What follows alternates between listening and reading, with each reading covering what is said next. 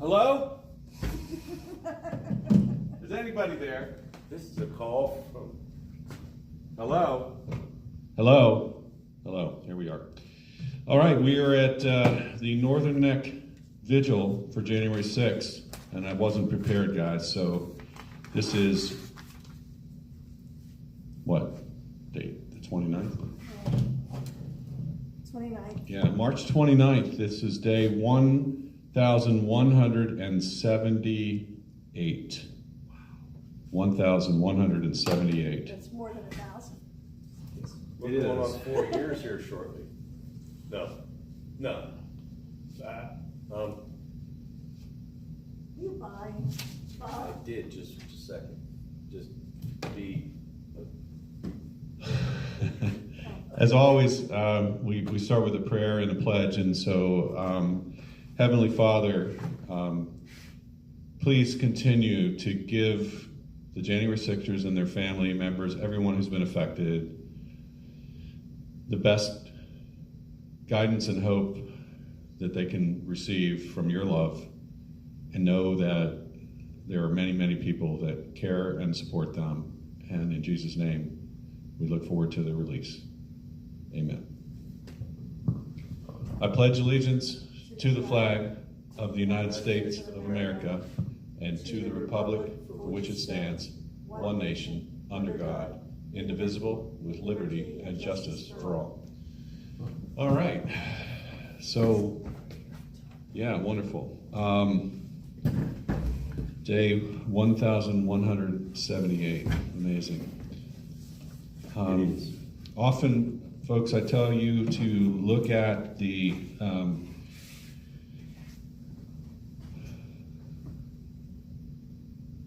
website that the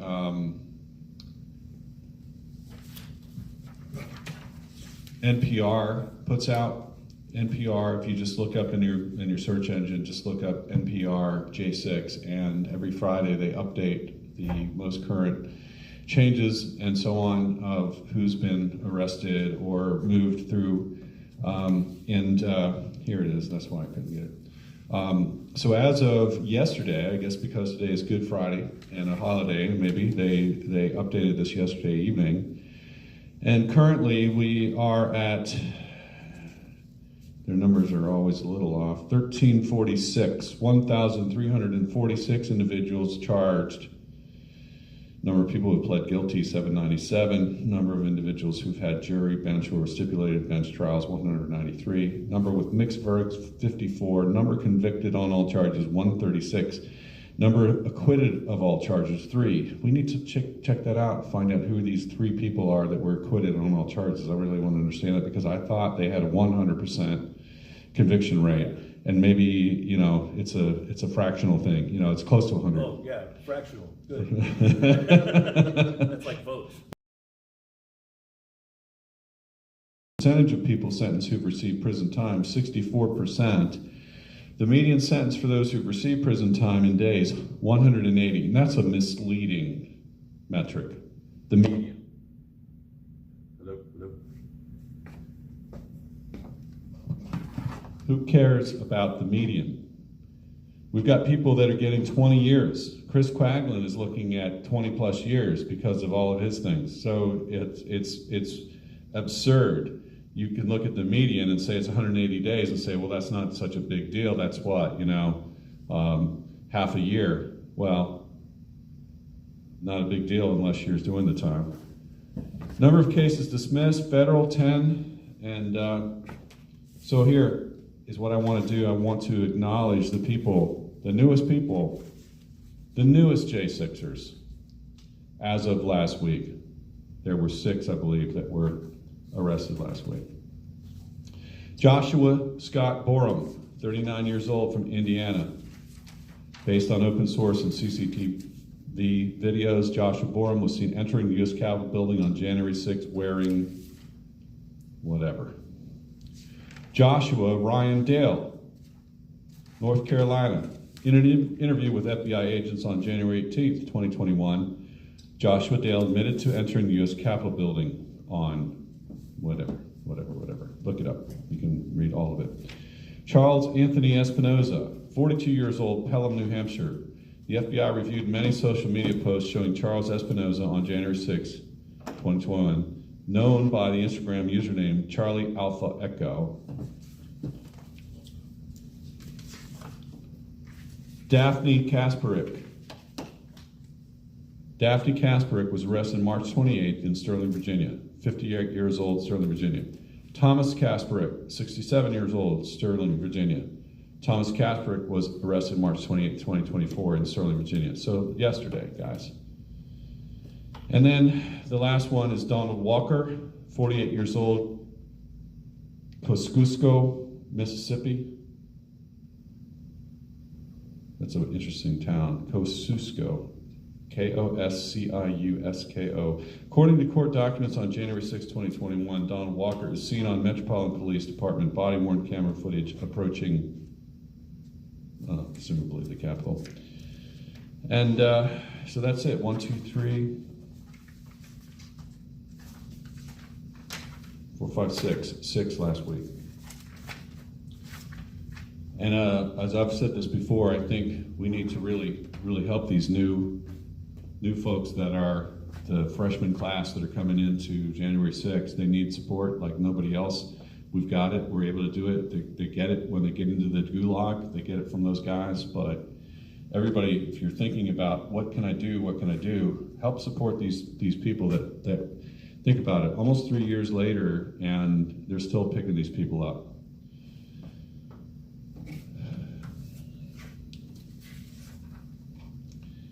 I'll just go ahead and read this a little bit again from NPR. So the U.S. Supreme Court is also set to weigh arguments about the scope of a felony charge brought in more than 300 Capitol riot cases, including the federal criminal case against Trump himself, obstruction of an official proceeding.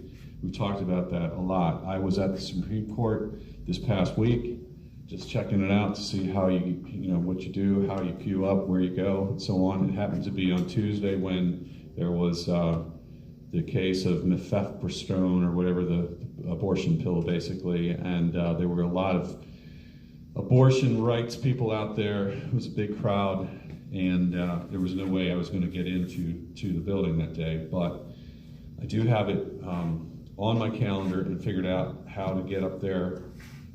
And I tell you people, show up, come to the Supreme Court.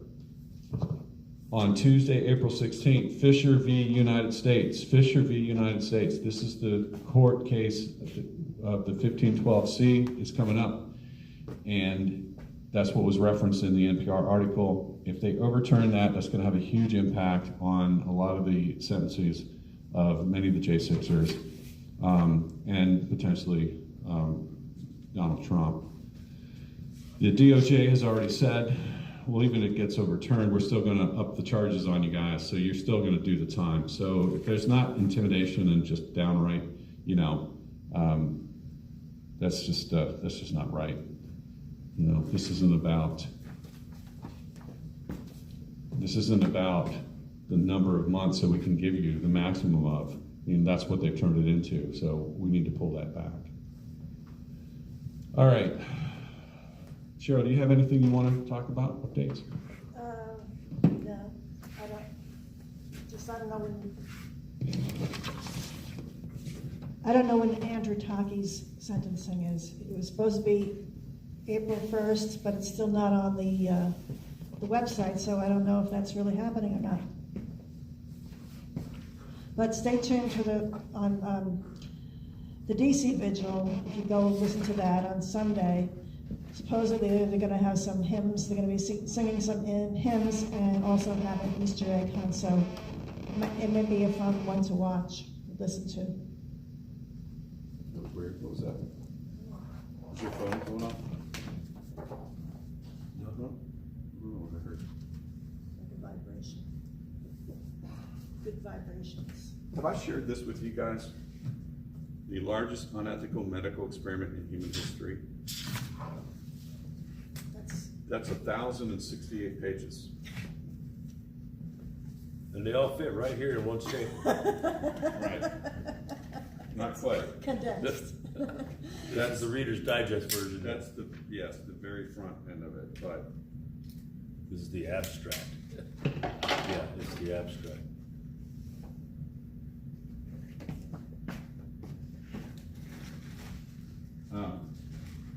It's pretty impressive.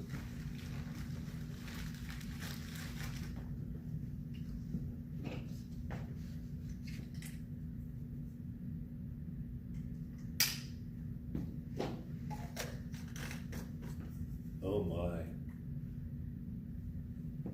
Test.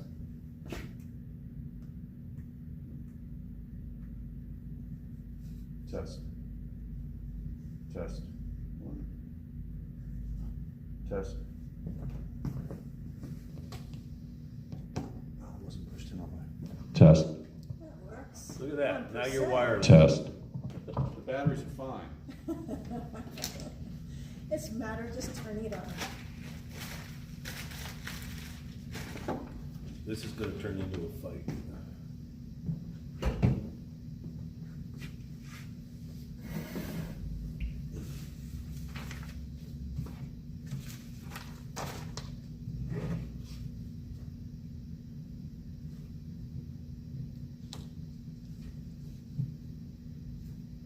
God, at this point, would you ever?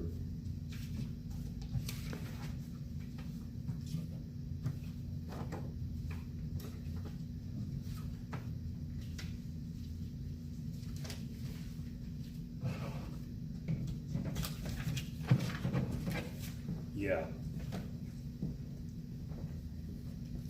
So this is a test for anybody who's tuning in here in the future on this. Go to the NPR website. Just, again, put in your search engine NPR J6 website. And this picture on the front page of these two women, these two men, one wearing a gas mask, holding a flag. One's got a Gadsden, one's got an American flag, and other guys waving one around. These two ladies look like they're yelling, just, I don't know if this is a real picture. If somebody could find out who these people are, if they are truly inside the Capitol on January 6th, then I would expect that there are some of the 1,300 people plus that have been picked up, but I don't know. I wonder if it's even a true image. So anyway, I'd like to know who those people are. It's a challenge for anybody out there to go ahead and do a little looking around. Thanks. Know what I mean? Yeah, I look at that screaming. I don't know if it's real or not. Actresses. I guess I do want to talk a little bit, without giving away a lot of the details. There was a case that was going on this week, a jury trial, first one that I've sat in before, with the jury. And it was, in ways, just unbelievably slanted. The first day, most of the testimony that was brought forth by the government had nothing to do with the defendant. It was a description of events that occurred on the side of the Capitol that the defendant wasn't even on, and it had no place, but it's theater. So therefore, the jury sat there enwrapped in this whole portrayal of the bad people that did things to push against the officers and so on. It has nothing to do with the trial at hand. It was just, again, setting the stage for, hey, this was bad people doing insurrectionist type things. So there is no such thing as a fair trial in DC, at least for January 6th. This is amazing. This is I just downloaded it. It's pretty wild, some of the directions that they're pointing in. Right. So there are no fair trials in DC. In fact, I was just listening to reports about a Judge Walter openly expressed his disdain for Trump supporters, and yet he's had apparently hundreds of J6 defendants in front of him, of whom he convicted 100% of them. So we know that he's a sharpshooter. But judges are not ethically permitted to go get involved with politics, and that's what he's done. So you got grounds for an appeal because he can't do that. His animus towards the defendants was there long before January 6th ever happened. So go after it.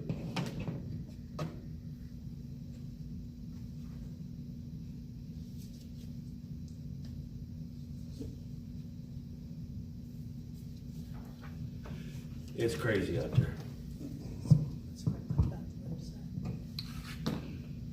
So this is a article from Epoch Times. Judge rebukes DOJ arguments against release of January 6th defendant.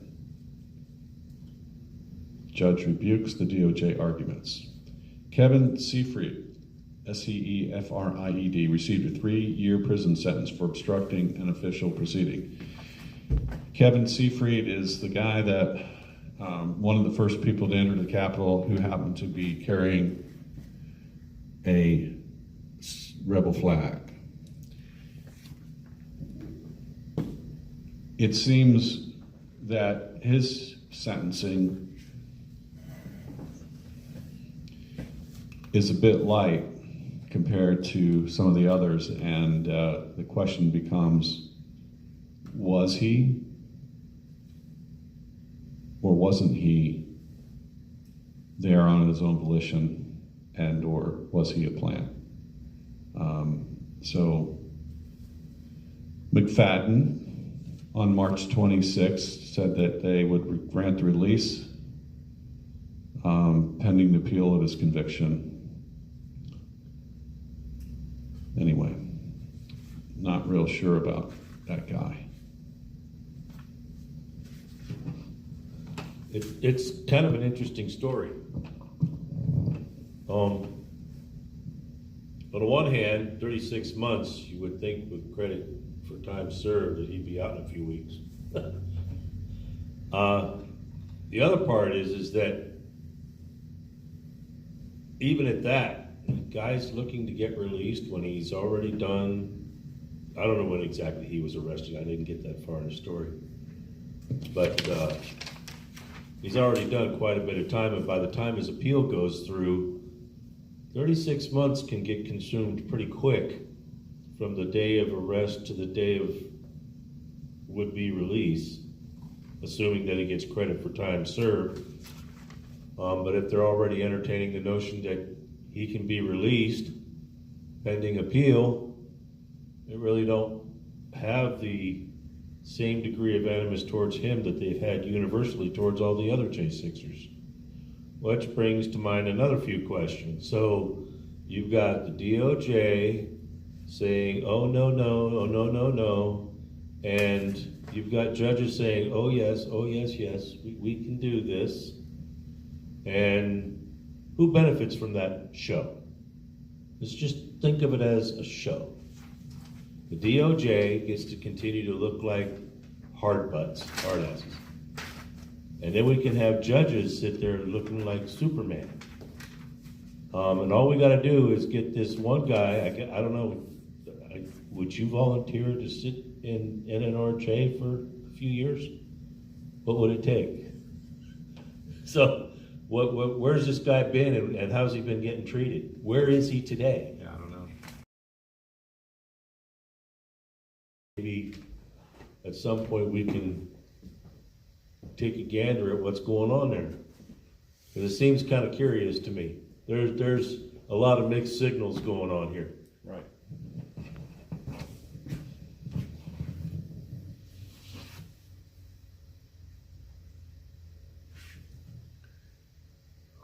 Hey there, Gina's online with us. It's Hey, kind Gina. of a slow night so far. I'll go Oh, with it's that. not 7:30 yet. Yeah. Yeah. It's not.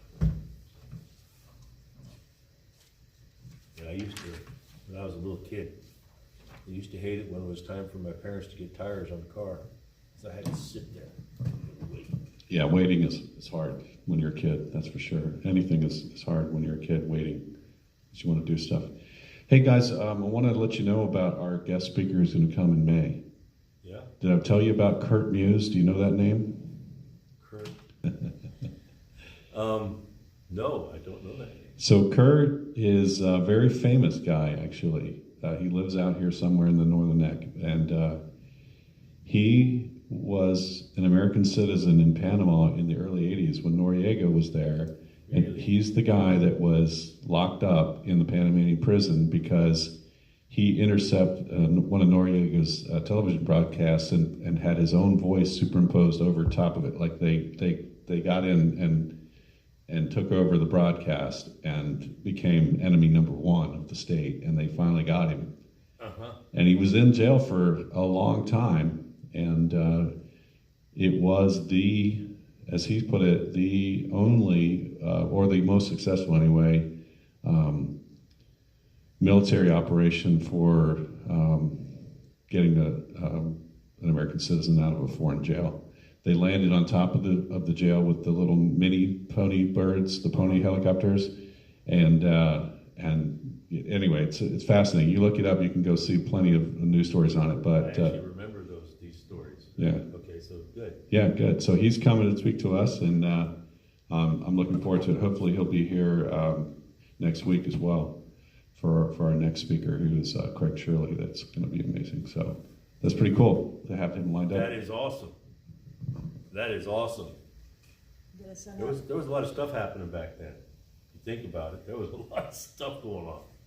Well, they were running, they were sort of like the pamphleteers in a way, you know, or whatever. They were running the underground radio, Radio Free Europe kind of thing, getting out there and working against the establishment. He had a number of businesses. He was an American, you know, there. I don't know if he had dual citizenship or what, but he, you know, people were killed over all this stuff, and they were afraid to kill him because he was an American citizen, so they locked him up, and we went in and got him out. So, you know, he said, I could talk for hours about that, but I really don't want to talk about that. I want to come and talk to your group about what we need to do to take our country back. And I said, well, cool. Then I think we'll be glad to hear from you. That is awesome.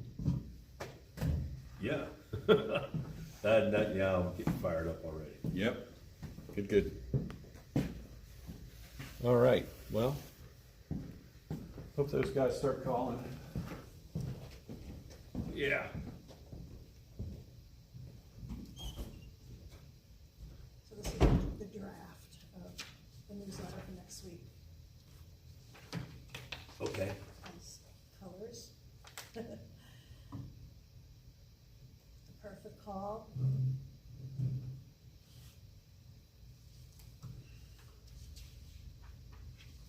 I was fill in that part from last meeting.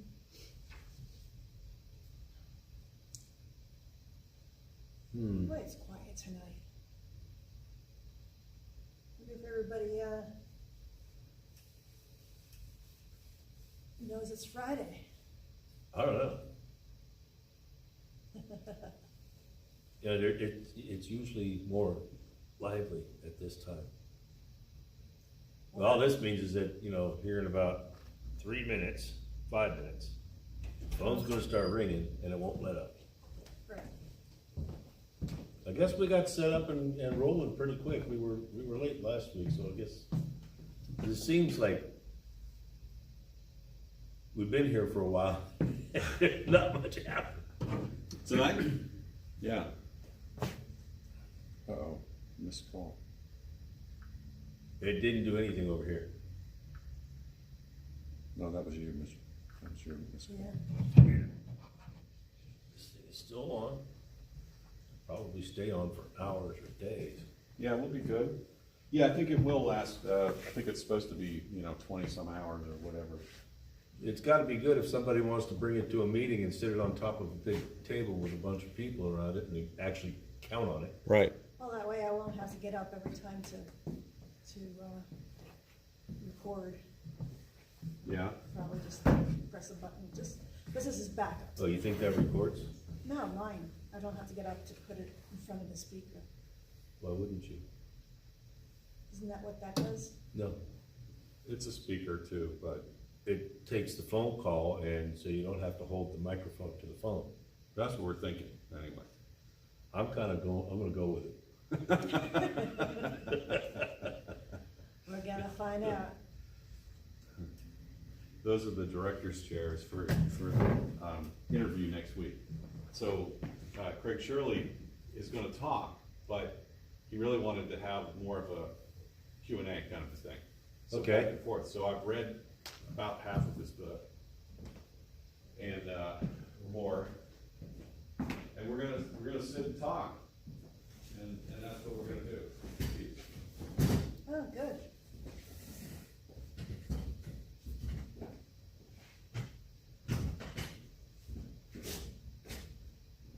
They're kind of grungy. Maybe I should get better ones. Well, they'll probably do just fine. Yeah, They look good. That looks cozy. that's cool. We're gonna set them up there and do that. That'll work. Yeah, I think so too. Should be good. Kinda looking forward to that. Yeah, I'm looking forward to it too. So, I don't know if you guys have read any of Craig Shirley's works, but, Talking about Finding Reagan. yeah. I have books for him to sign. Good. Well, I think it's gonna be a lot of fun. He's done such a great job with that one. I haven't read the others, but the one that I read, was amazing. He's certainly a master on this topic. That's right. Ah.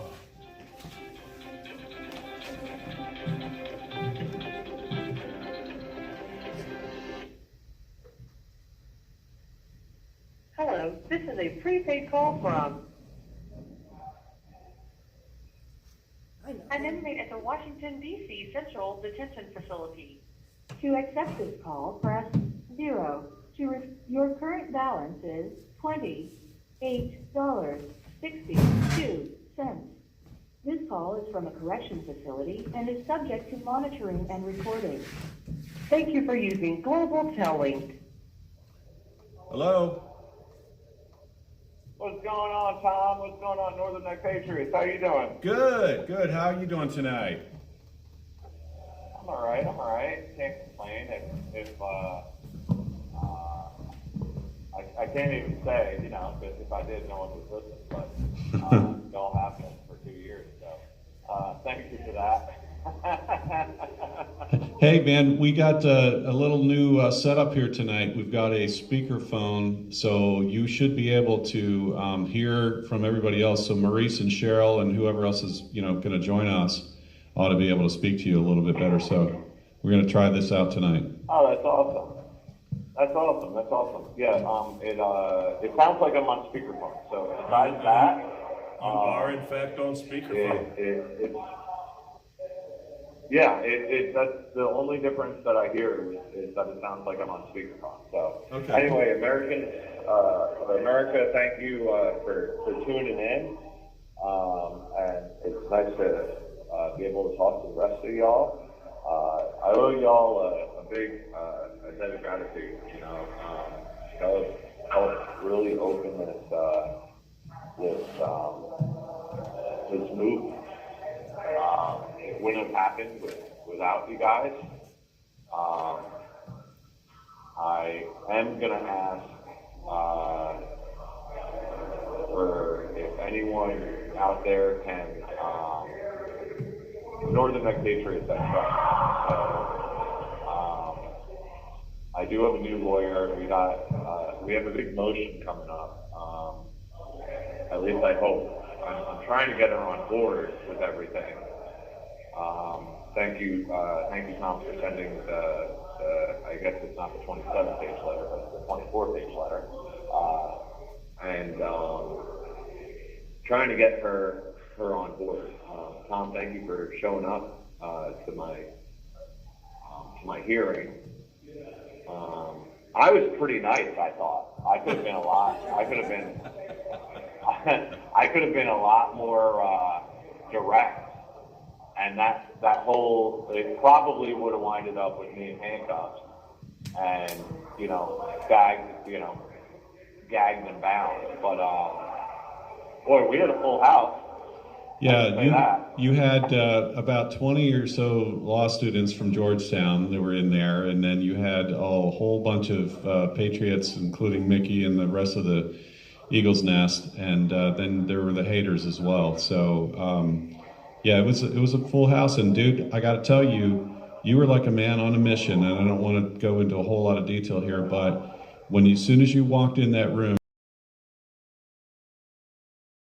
files, and you went directly to them, and you knew what you were looking for, and it wasn't long before you started challenging the judge and saying, hey, that's not my attorney, I fired him.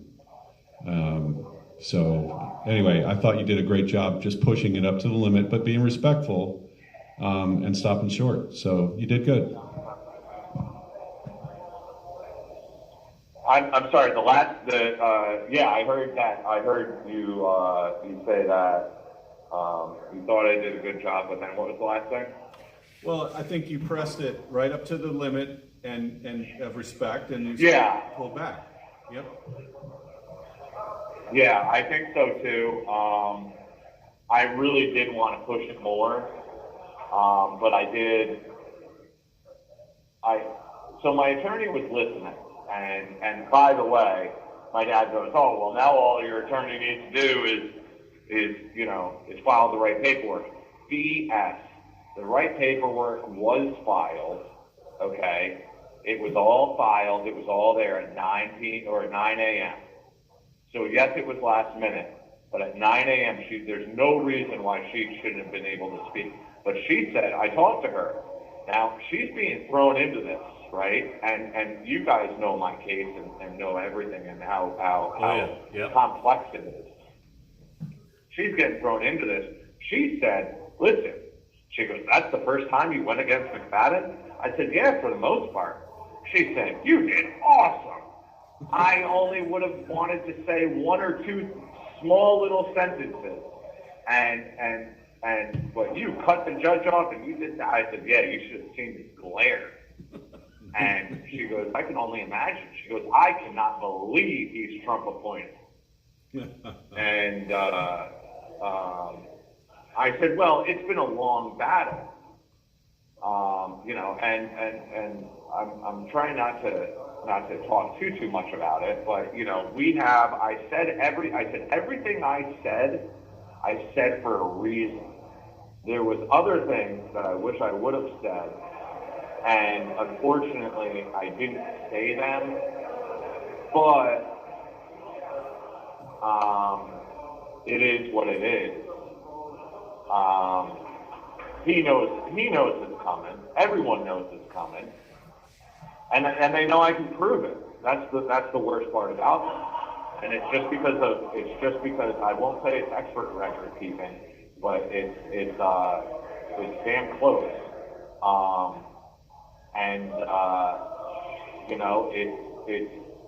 I have a feeling that it's only going to if it gets shot down, it gets shot down. Like, I don't even care at this point. My dad's saying, oh, well, how can you not care? I said, Dad, you don't see the big picture. I said, this is the big picture, A, B, C, and D. And the fact is, and I've been saying this for 2 years on the record, so I don't really care if they hear it again or not. Not on the record, but I've been saying it on the record in that courtroom, and I've been saying it on the vigil for 2 years. These guys are obstructing my case. Now, and everything else, did I sign this stipulated trial? Yeah, I listened to my lawyer. I was coerced. I mean, my lawyer didn't want to do her job. I didn't know this woman. I was told by, Jake Lang and his organization, oh, she's a great lawyer. Now they tried saying, oh, well, you know, you didn't tell me and you didn't do this. BS. Jake was my next door cellmate. I told him, and there's plenty of audio that's been recorded of him screaming at Maria about not doing her job and everything else. I don't care at this point. It is what it is. That's out of my hands. Listen, Judge, there's a reason why I didn't want a court-appointed lawyer. You know why? Because as soon as I got a court-appointed lawyer, what happened? He was threatened by Ashley Akers. You should have seen the glare. I don't know if you guys saw the glare she gave me. But it was the death stare. So now I call it fat every time she's not too skinny, and you know, and she's now I wonder why she broke through that pouch that she's got. Anything to you know, hey, listen, I know why I grew mine. It's because of the DC soy and everything else that they're feeding me, and the fact that I've had a bum knee for, 8 months now, and I can't run stairs or can't run or can't, you know, do even laps. I can work out. I can do pull-ups. Now I'm taking it. I've had to completely rehab my shoulder by myself, but they didn't give me any real, you know, exercise. They blocked my medical. I'm preaching to the choir here. I mean, you guys know. Right. Oh, yeah. But I had to put that all on the record, you know, and I think I did it pretty well. No, you did. But, you got it all out there. I mean, I'm sure in hindsight. Well, yeah. I guess we're not going to talk about this. I guess we're not going to talk about that. Well, I can tell you one thing. You know who did walk by last week? I think on Friday. I think I told you guys. The marshals came by. Yeah. And guess what? They're coming by again, and they're going to be doing interviews, and a whole bunch of things have changed in this past week. Supposedly now there's a brand new IGP, which is the grievance board. There's a whole brand new board. Well, that's great. Well, what about the past 3 years? Well, hey, that's great. I want to know why I was, and this is exactly why I brought it up. As soon as you said, oh, well, Mr. Quaglin's choice of lawyers, you know, delayed this trial months. No, Judge. You're not going to pin that on me. I was here in August, because you guys don't know. So last time I said that on the record, and it was a virtual hearing, I spoke for about 15 minutes, and I did a whole, I mean, you guys have heard it. I know Cheryl Johnson, you typed it up about all of my movement. You wanted me here. After you had that ex parte meeting back in August of 21, where you guys talked about me, and you said, oh man, well now he's hired a new attorney and he's not going to cooperate with the feds. What did you guys say to each other? I know exactly what you said. It doesn't take a rocket scientist. You said, let me tighten the screws on Quaglin. He's gonna testify. He's gonna crack. I know he is. He misses his wife, he misses his family, he misses his son. Let me put him in the DC jail where he doesn't have access to video business. Well, then my wife and everyone else said, hey, I'm going to be there immediately. Well, then what happened? Well, then I started getting written up for things that I shouldn't have been written up for. Well, then what happened? Well, then I asked for video to be expressed, and I asked for witnesses to be produced in this internal kangaroo court. Well, they denied me all of it. So then they denied me phone visits and visitation for almost 100 days. That's what you guys don't know. And during those 100 days, obviously, I mean, we went from talking and video visiting four times a week, video visits at minimum, and then talking 5 times a day. You know what I mean? Like, besides when she was at work, you know, those 3 days we would only talk twice a day. I would call her in the very, very morning at 6 a.m. before she went to work, and I'd say hello to Nathan and everything else, and then I would say hello when she got home. And if she had to go, then she had to go. But it was always available. It was always there. There was always a line of communication. No wonder why. Hey, listen, I'm not justifying what, my wife and what she, her not wanting to, stick to course. Not justifying that. Just saying I understand. But whether I understand or not, that was still on her. That falls within her court. She decided to do what she did. But with that being said, who's to blame here? I mean, I'm not saying that. Oh well, January 6th. Well, but no one else has been ever tried like this. They slammed me with a ton of charges and gave me unreasonable, plea deals, and because they wanted me to testify. Well, guess what? I'm not that guy. I don't even know if I know anything. I certainly don't think I do. Right. But I'm not going to take another man away from his wife and kids. Right. And if my father still says, well, you should have. Well, no. I'm sorry. The first lesson I teach my son isn't going to be it's okay to give up someone else to save your own neck, because it's not. That's fact. Whether I took it to an extreme or not, I don't know, but in my eyes, and if I did have to do time, You have 1 minute remaining. I'm not going to do it, with a target on my back, saying that I testified on someone else. I'm not going to do it. Right. I'm not going to do it because there's always a phone call out there, and guess what? My wife and son are still living in the same house that we lived in for 5, 6, 7 years. I'm not going to put their lives in jeopardy. Of course not. So it is what it is. So, with that being said, I desperately need lawyer funds, guys. If anyone can reach in, I know it's been a hard 3 years, but it's GiveSendGo /Persecuted Patriot, and then also you can go to persecutedpatriot.com and read a long long letter that I put my heart and soul into. The election was stolen. I'm not afraid to say it. More and more facts are coming out, and God. Thank you for using Global Tellink. If I had $1 million. All right, Chris Quaglin. Sounded really good. Yeah, I think so too. I think we're. Now, for him to hear you, I mean, you can talk into that thing, or? Yeah, this has microphones. It has like All the way 6 around. So you can sit in the middle of a table and people from their chairs, the microphones pick it up. But I'm doing this because I think that the camera doesn't quite get the voice necessarily. So I don't know, but we'll see. We have to try it out and listen to it. Yeah. Let's see. Yeah. Yep. So yeah, Chris Quaglin had a competency hearing on Wednesday morning, and with McFadden.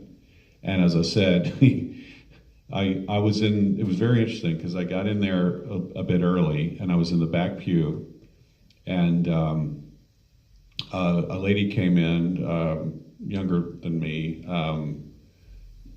looking for a seat. I smiled at her and moved so she could come on in, and she moved past me and she sat down. And a little while later, then the rest of the ladies from the Eagle's Nest came in, Tammy and Nicole and Mickey, and they filed in next to me, and I slid down a little bit, and the lady slid down a little bit, and Mickey Whithoff came in, and she looked like she was going to come around and sit on my other side, but she went past the other woman as well and sat on the very end and there was some noise going on over there, and Tammy's whispering in my ear, pointing to the lady next to me and saying, "That's one of the haters. That's one of the ladies that stands across the way and makes noise at us and blah, blah, blah." Oh, a mosquito. Yeah, and I looked over and I went, "Oh, how about that?" And next thing you know, Mickey and her were kind of fighting a little bit, arguing about whatever. It was just very interesting to see, but yeah. So that's going on, and then the marshal's opening the door in the back of the courtroom on the right-hand side. I guess it would be the judge's left as he's sitting in the front of the courtroom. That door, the judge's right, his hand side is where his chambers are. So the other side, as the door would open, I would see bars and orange jumpsuit.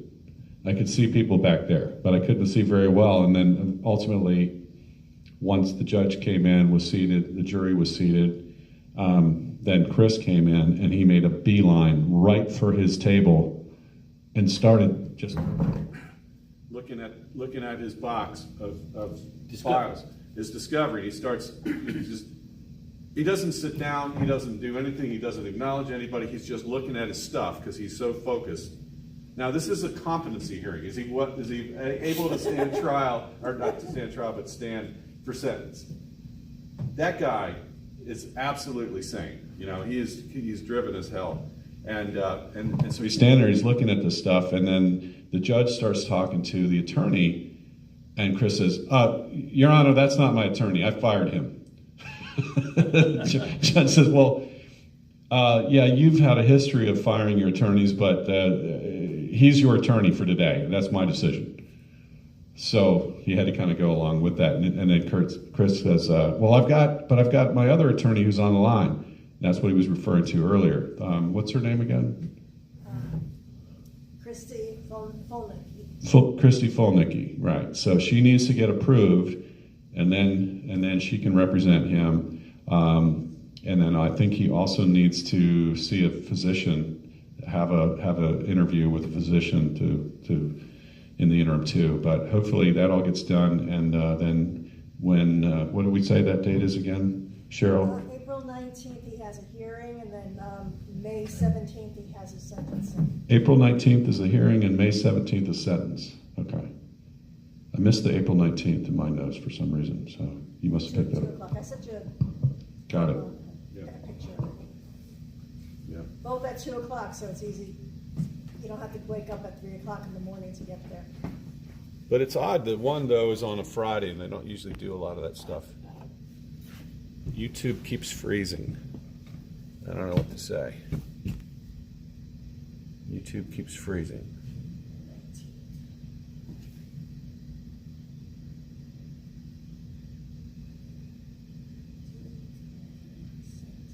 They're both on a Friday. Well, hello, everybody. I hope the YouTube is working here. April 19th is a Friday, and so is the 21st of May. It is Friday. Okay.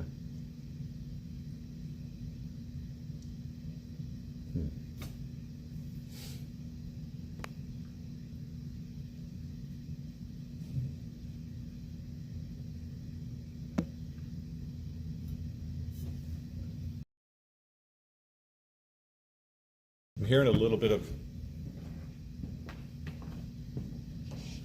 sitting right here, I'm hearing noise. Can you move the mic? That's not it. I hear the AC unit. Bluetooth pairing. Who's not open to just mine? Just so you can still hear it. How about that one? That's it. That was the one.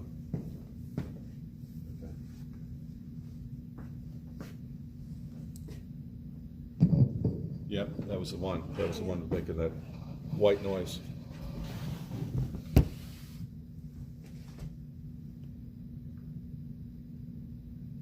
All right, stop it.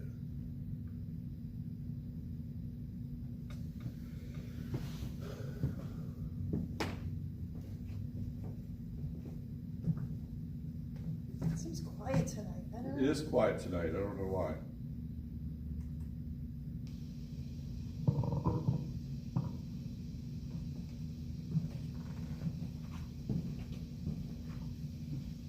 Huh.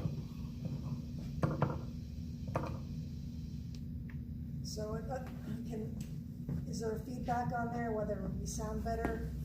No, I'm getting some notes from people Gina says YouTube keeps freezing. She's written that like 4 times. There's other people that are there. Good evening. Hello, everybody that's joined in. Yeah, I can't really tell whether things are working okay or not.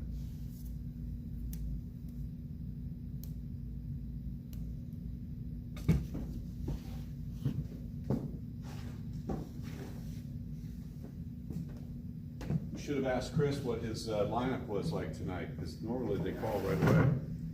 Yeah, That's true. he's probably busy nowadays during the day, trying to figure out for himself what to do.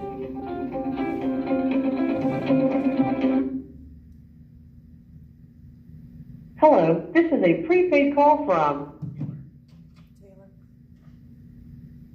an inmate at the Washington, D.C. Central Detention Make sure Facility. to say hello to him. To accept this call, press 0. Your current balance is $26.92. This call is from a correction facility and is subject to monitoring and recording. Thank you for using Global Tel-Link. Hello, Northern Neck Patriots. How are you guys doing tonight? How you doing Hey, there, Taylor. Taylor? We got a whole bunch of us gathered Oh. around the phone this time. Cheryl, Maurice, and Tom. Oh, great. We have a- Awesome. we have I'm a glad new- to be talking with you guys again. We have a new setup so we could all So- talk at once. Okay, great. I'd love to take any questions you guys have for me tonight. This is my last week before sentencing, so come what may, this is a big week for me. When is your sentence And again? last week I did want to. April It's 3rd. on Wednesday, April 3rd and at I 10 expect o'clock. I am going to settle the matter with the judge, so we'll see how he feels about that. But last week while we were on, my son was downstairs on the computer, and he got a little message that said that there was a DC, not a DC, but a vigil going on, a J6 vigil. And I don't know if you guys remember, but he jumped on and said, "Hey, my dad's in DC," and then he said, "That's my dad talking." Anyways, that was a really special moment for my family for whatever little reason. And I just wanted to say It's thank always you the guys little for things, man. facilitating It's that. the little things. Yeah, thank you for facilitating that.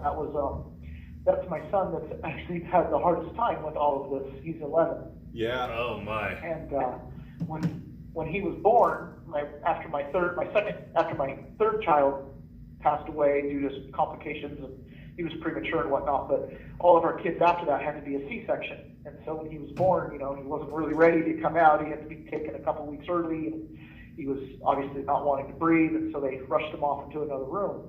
And I went with him as they had to continue to, sew up my wife and whatnot. So, there's those crucial moments right after a child's born where they want to bond with their mother. Mm-hmm. And I went with him, and as they put him into the little heat lamp and kind of gave him, whatever treatment he needed to get breathing and get warm, I sat there and I talked to him, and hey, my son, it was just a moment between he and I. Yeah. And so he's, all my children are very special to me, but he's definitely struggled the most with me being gone. And so that was a really special moment last week for him to, just see that on the internet and then jump on and hear his dad talking. So thank you guys for facilitating that. It is the little things that count. So thank We you. are happy as hell to be able to do that. And I told him, I said, I just got a letter from your dad too today, That was the day I got your letter. Oh, I'm so glad. Yeah. Yeah, I'm so glad. Yeah. Anyways, it's been a real privilege and a blessing to be a part of this J6 community, and I'm very grateful for having had this opportunity and this experience. And I can honestly say that I've grown a lot, and that I've seen things that I would have not otherwise seen. And it's definitely, since the day of January 6th and the preceding weeks later when I was arrested, our life has taken a completely different trajectory, and I am grateful for this, and that I know that there's meaning and purpose in all of this. And if it weren't for this, there's just so many things that would not have happened. And in the end, that the time that's spent doing this will feel like a blink. It has been a blink, and that the growth that our country will go through, as well as those of us individually involved with this, if we're open and we let our God and our Creator make with us the life that we co-create, then we will be better for it. So that's my firm belief in all of this. I believe that your role in this thing has been to be one heck of an educator. The thoughts that you've captured and communicated are enlightening at minimum. They're extremely enlightening. Well, And I think there's a future for you in sharing more just like that. I hope I take your audience great pleasure grows. in sharing my knowledge. Yeah, I take great pleasure in sharing that which I know, and I take great pleasure in sharing it with others. That, to me, is an end in and of itself. I honestly can say I do not feel special or intelligent by any stretch, and I honestly, when people give me that kind of feedback, I have to give credit to God, because if you're touched by it, it's because He's speaking through me. It's not anything special of my own. I'm just doing what I do.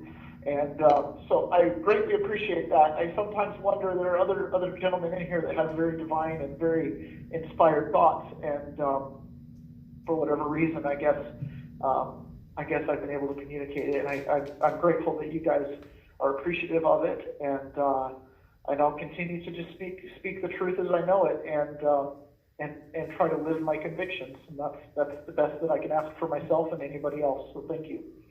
You're more than welcome, my friend. And everybody needs to go on peasantsperspective.com and read all the letters and that you have written. And Yeah, thank you. My wife has done a really good job with that. After I got arrested, I used to have a podcast called The Peasant's Perspective, and due to just the nature of being under indictment and whatnot, we decided it was best to kind of shut it down. The audience wasn't large by any stretch, and it was really just a passion project. My friend who I've known for many years, and he and I got up at 4 a.m. and we would go do this podcast for just a couple hours every day. It was news commentary for the common man. It was much of what you hear of these visuals, the way we talk. And anyways, after I was arrested, within about a month, we just shut it down, and I just continued to go on with my life as a septic designer and installer, and working with my hands and doing things that I loved, helping people develop their properties. But now I'm here, and after I got in here, my wife decided to pick up the torch and start peasantsperspective.com, where we could collect some of our musings and ramblings and just share with the world our experience. So yeah, it is a really good website, and a lot of credit to her for putting that together. And I've never seen it. I've been in here the whole time, so. Right, right. Well, hopefully you will soon. But and then the other beautiful thing is her Sunday programs that she does as well. I just think that's so amazing that she's doing. she has such a sweet voice. Yes, she is. She is a real blessing. Yeah, she has a sweet voice. Yeah, she's a real blessing. Yeah. I think the story. She's even sweeter in person. The story of your family is awe-inspiring. The way you've stayed together, worked together through this whole thing is actually, it's a rare commodity. You can ask the guys around you. It's a rare commodity, and it's one that I pay attention to. I appreciate that. I know that I speak for my wife and I when I say we just got a little emotional tonight. We were doing some hymn practice earlier, so the music kind of got to my soul. But I can honestly say we don't really feel special. We feel very ordinary. We feel very simple, like the peasants moniker that we kind of choose. We feel like peasants, but we love our family dearly, and we're committed to living the good life, and we sincerely and honestly believe things like happiness is a choice, just like my mom said. Both of us believe that to our core, and so no matter what challenge we've ever faced, this is not the hardest thing we've ever been through, I promise. Anybody who's lost a child or anything can testify that those are some dark moments. But, happiness is a choice, and your choices add up to the present moment, the present moment that you have in front of you. And so, we're here. We're just going to go through this, and we're going to find meaning and purpose. And I am really grateful for her. I'm grateful for, her keeping the fort down. She listed our house today, or yesterday, I guess, technically. I don't know, today it was officially listed. we've had a couple showings today, and that's another thing that's a challenge. It's something that we work really hard to have our beautiful home, and we're not losing it, we're selling it, but it's just part of this experience, and I'm grateful to share this. Honestly and truly, I'm grateful to have shared with so many Americans. When I found out it was 1 in 31 adults are under the jurisdiction of the Department of Corrections, it just blew my mind to think that there's, essentially 1 out of 30 Americans that goes through a similar experience as this. In a certain way, as a peasant, well, in a country that puts just men in jail, the only place where a just man is in jail. So I can hold my head up tall and go through this experience and just try to go through it with dignity and honor and be accountable and settle the matter and pay my debt to society. It's really that simple. And I wish that other people would have the same experience. I feel like our system would be better if other people were held to account. We would have less hanky-panky in the judicial system if other Americans had the same honor and owned up to the things that had happened. And I'm not talking about plea deals and stuff like that. I'm just simply talking about being accountable. I think our system tries to punish people who avoid accountability, which is a fair thing. But then what happens is when people do want to be accountable and want to correct the error in their ways, the system doesn't know what to do with those people. And it ends up being extremely punishing to people who are trying to be truthful and honest. And that's one thing I've seen in here with a lot of the men is they went into the FBI and they tried to tell the truth. They tried to be completely honest. They tried to be forthright. And then just to turn around and have those words thrown back in their face, it's very difficult. Yeah. So holding those people that threw those words back accountable at some point, and I'm just pointing in that direction in general, not specific, is because I do math, and I'm hearing a recipe for a pendulum swing. Is there a risk of going too far the other direction? Absolutely. We need to be extremely careful not to become the thing we hate, right? We watched in 2020 as we clapped and cheered as we wanted to make Antifa a, quote, domestic terrorist organization. Those are a lot of times just kids that are confused about what the world has to offer. They're unemployed. They live in inner cities where there's starting to be lack of opportunity. BLM, same thing, right? Those guys are talking about discrimination in the system. And now that I'm in the system, there is discrimination, right? So we are now suffering what we were once intending upon them. We are victims of things like the Patriot Act, which seems to be appropriately named, apparently, right? Because in the early 2000s, there's a lot of people that were clapping and saying, yay, yay, yay, go get Haji. Right, and now we're at the receiving end of that. So we absolutely have to be aware of the pendulum effect, of the whipsaw effect. We need to be concerned with justice. We need to be concerned with individual accountability, and less concerned with labels and taking out broad swaths of demographics and things like that. So, when it comes to let's say there's a change in the political outcome at the end of the year. We do need to really guard that we don't become the very thing we hate, that we don't take what happened to us and try to then go get retribution. I mean, that is, for anybody who's a Christian, that is not what our Lord and Savior taught. He taught to turn the other cheek. That doesn't mean to just allow doing, but what it says is we have to take the higher road, and we have to look at this, as a dispassionate, and look at it appropriately and say, okay, what systemically happened so this doesn't happen again? It's not that we want to take these same tools and these same methods and then turn around and use it on our political opponents. That would be that would prove to the world that we are the very thing they say we are right now. Does that make sense? Yes. So I think it's important for us to approach this entire situation with a spirit of love and a spirit of compassion and say, look, you guys thought you were doing the right thing. Let's echo our Savior and say, Father, forgive them, for they know not what they do. However, this is what you did. How do you feel about it? Does that make sense? And let's heal as a nation rather than continue to rip apart this wound that we have. And that's just my opinion. I share it with the guys that are in here because there's a lot of broken hearts and there's a lot of people who just don't know what to do and they feel backed into a corner. It's just like the old adage goes, you know, you back into a corner, you got to fight your way out. Well, I don't believe in that process. And so, you know, I know a lot of people in their heart, they want to be angry at these judges. I'll tell you one thing that my judge told me. We had a hearing, and he was, at first he was being very harsh, you know, talking about remanding me because I wouldn't participate in psychological evaluation. You have 1 minute remaining. But eventually my judge got very sincere. He put his hand on his heart, and he said, he teared up. He said, these J6 trials are very, very difficult for me. He said, you guys have lived a good life. You guys have very rarely ever been in trouble with the law. But these are serious charges, these are serious matters, and I have a job to do. He doesn't take pleasure in what's happening to us. I promise you that, right? But the system creates a lot of points, a lot of large charges and things like that. And these judges have a duty to dispose of these charges, okay? So we as an American people need to take a look at that. And our remedy is in the legislature. Our remedy is in the people who write these bills that we then get charged with. Okay, it's not in retribution against the individual actors, although, you know, maybe if someone needs to be held accountable, so be it. But that's my opinion. So we've already got the 1 minute warning.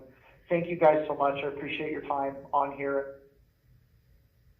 Thank you for using Global Tel Link. Happy Easter, I was gonna say. Taylor, John Natakis, yeah, happy Easter. What an amazing, you know, so he surprised me because he often has something he wants to read, you know, something that he's put together or whatever, and he didn't have anything tonight, so it was nice. It was nice just to have the conversation. Yes, he was. I have more questions for him. Yeah. I do. It's hard to get in, you know, 'Cause- he has his voice and, you know, whatever. And we got limited time. Yeah, I could do an entire You need to write him a letter. interview with him or something. Yeah, I could do that. That would be good, actually, to, you know, like you said, if you have some questions, put them together. I'm sure he would, Yeah, he'll write to you, just put it together and. or he would talk about them. I'll You know? send it to him before he, because once he gets sentenced, he's gonna have to wait until he gets to his new place. So. Yeah. And Well- the system is broken. You know, we've talked about Cheryl's kids before, and one in particular that was pretty fanatical about some of his views. And he would tell me, we've got the prison industrial complex, and I'm like, my God, are we back in 1968 again? There's all these industrial complexes. Oh, here's another one.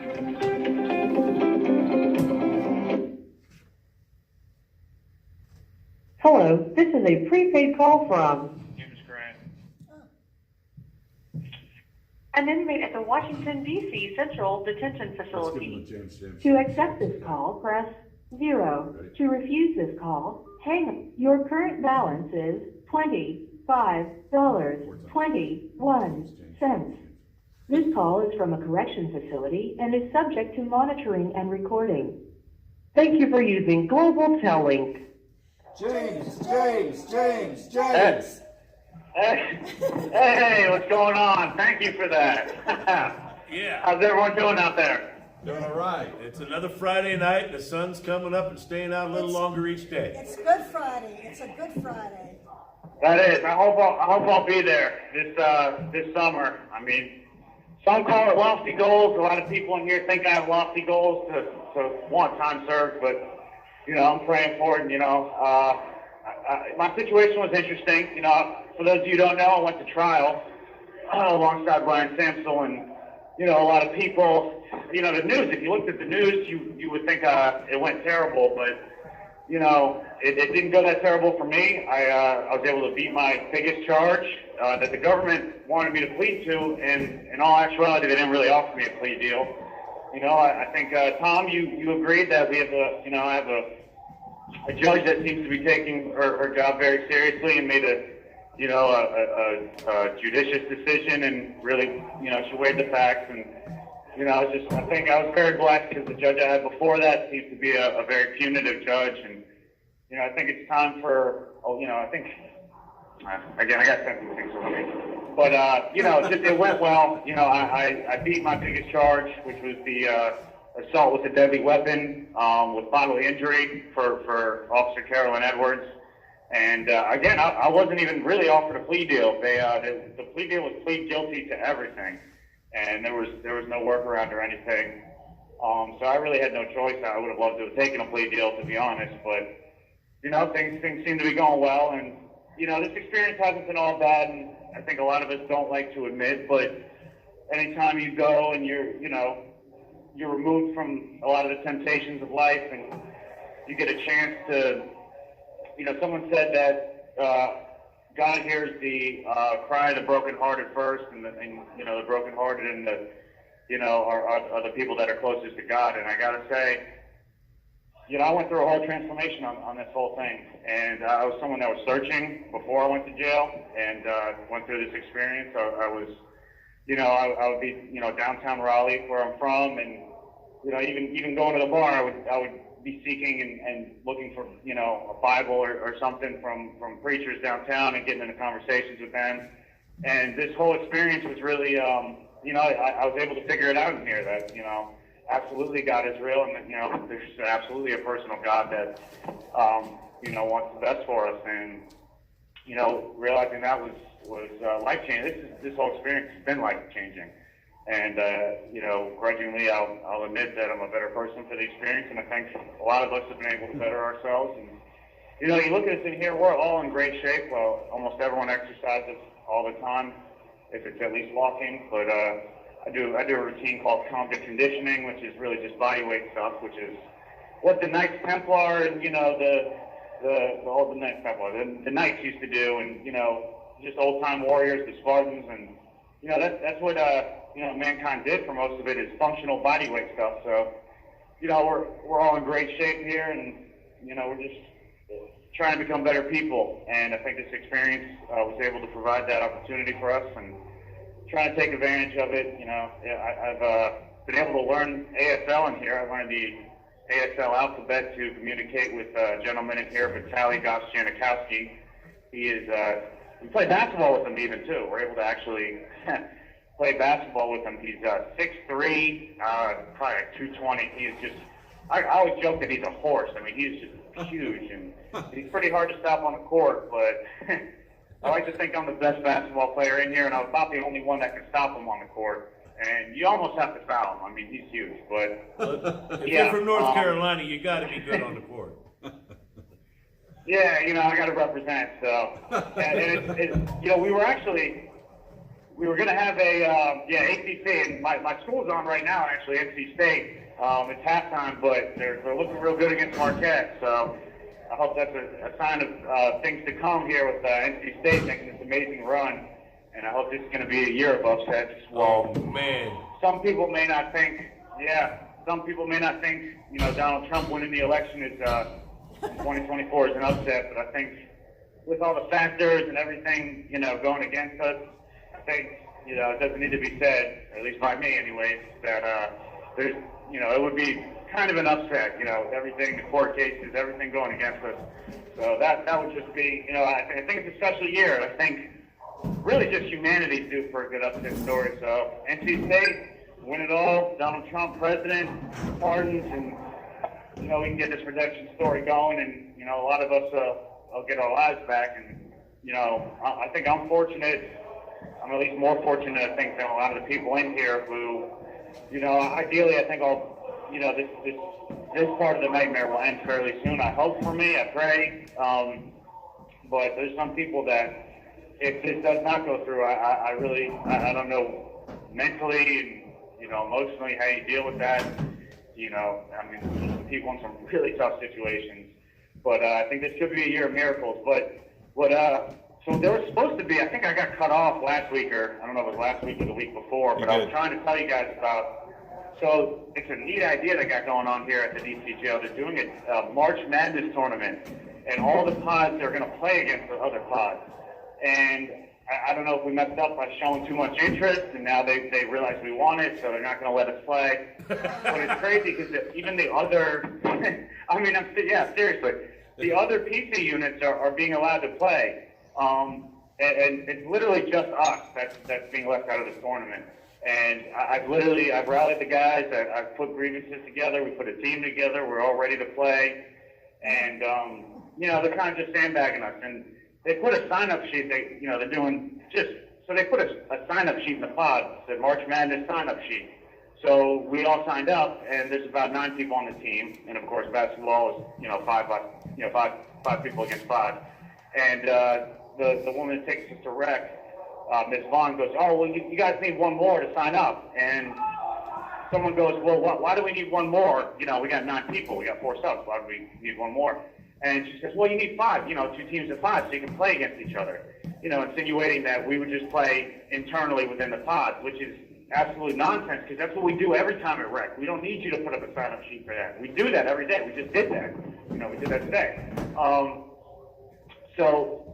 And this is after I had done, so, I had everyone sign a sheet. They try to say it's because of our high status as, whatever, inmates and supermax, whatever they have us labeled as. So they try to kind of cop out and say that's the reason we can't play. But, no, I really do think it's because we showed too much interest and, we're not being allowed to play. But it's even more crazy because, so say I get into a fight and I get in trouble. I get taken to the special, they take us to a different unit, a different PC unit. And that PC unit is allowed to play in the tournament. And I can go live there if I get in trouble. So they're allowed to play, just not us, just not the main J6 pod. So I can go live down there. I guess I could play if I went to that pod. But, they're not letting our unit play. So it's not even, to me, that says it's not even about the fact that of our status because, you could get out and go to another pod and still play. So I think they yeah, know. I think they know that you're going to win. That's why. I really do. I mean, they guards. Yeah.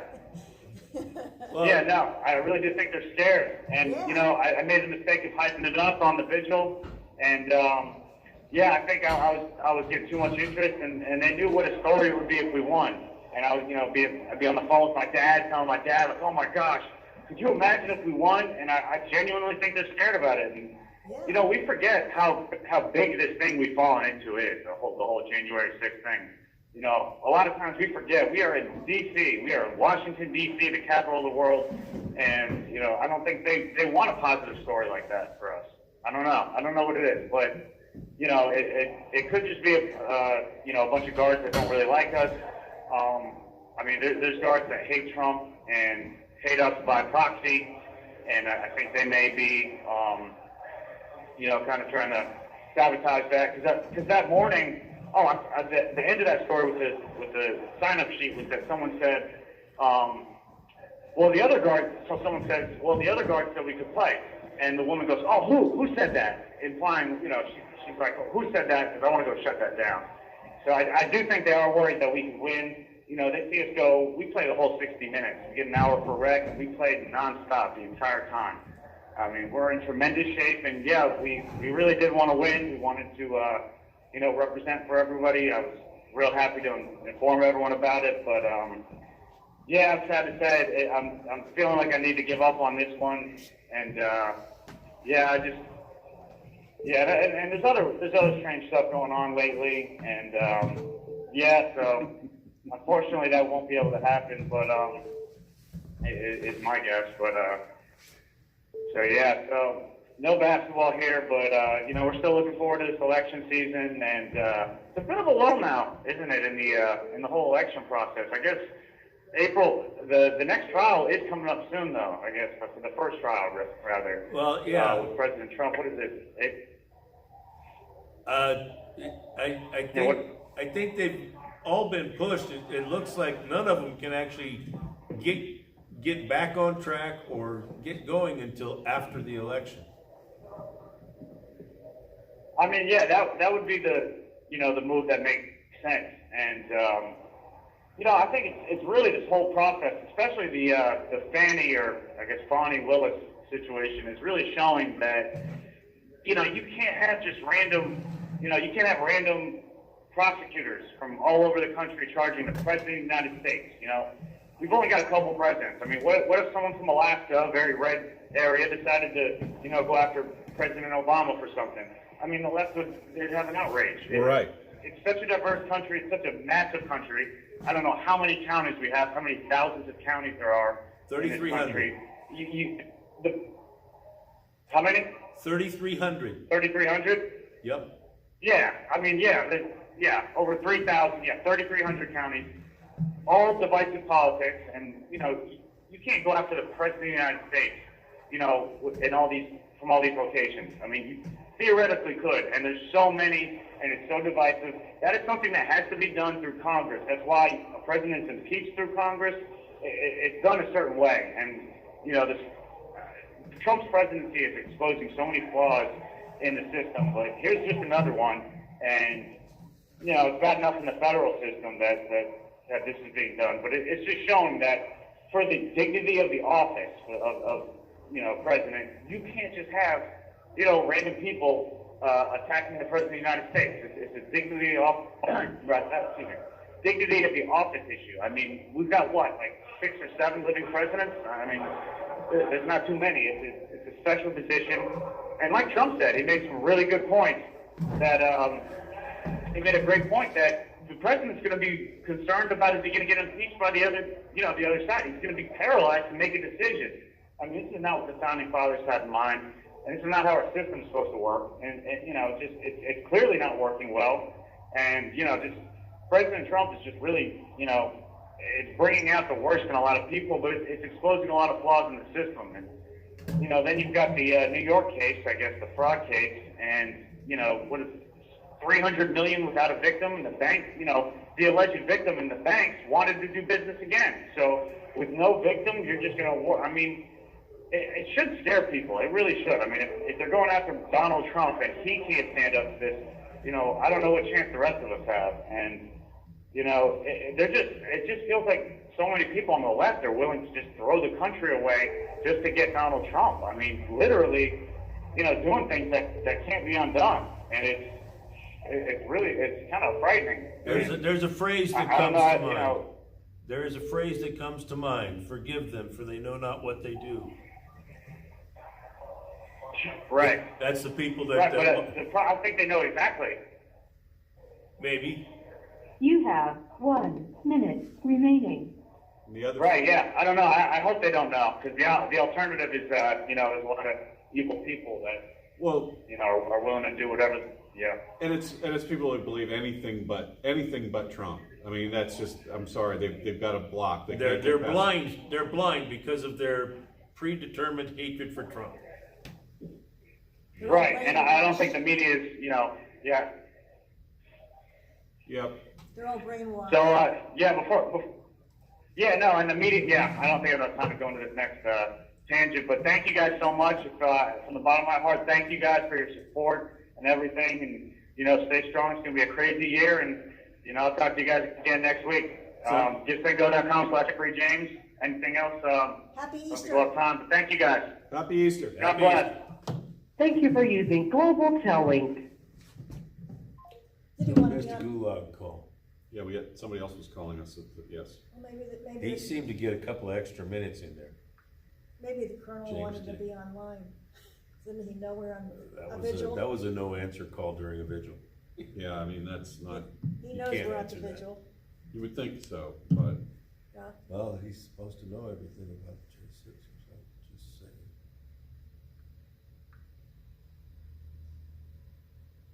Hello, this is a prepaid call.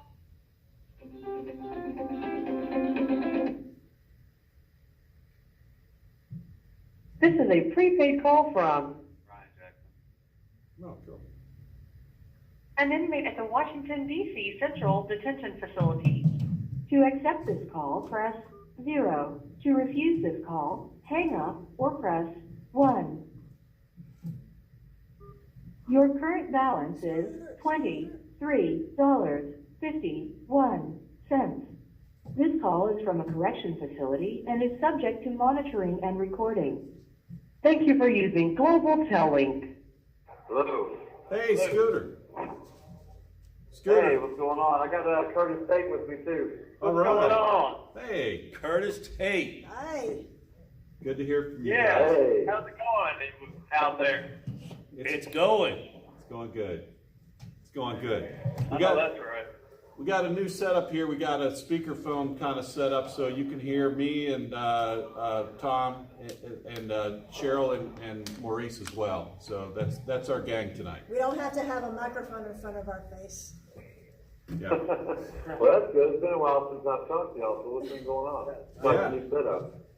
Yeah, well, it's working out good because before you couldn't hardly even talk to you guys unless you had the microphone in the right direction. So this is hopefully will be a little bit more interactive, man.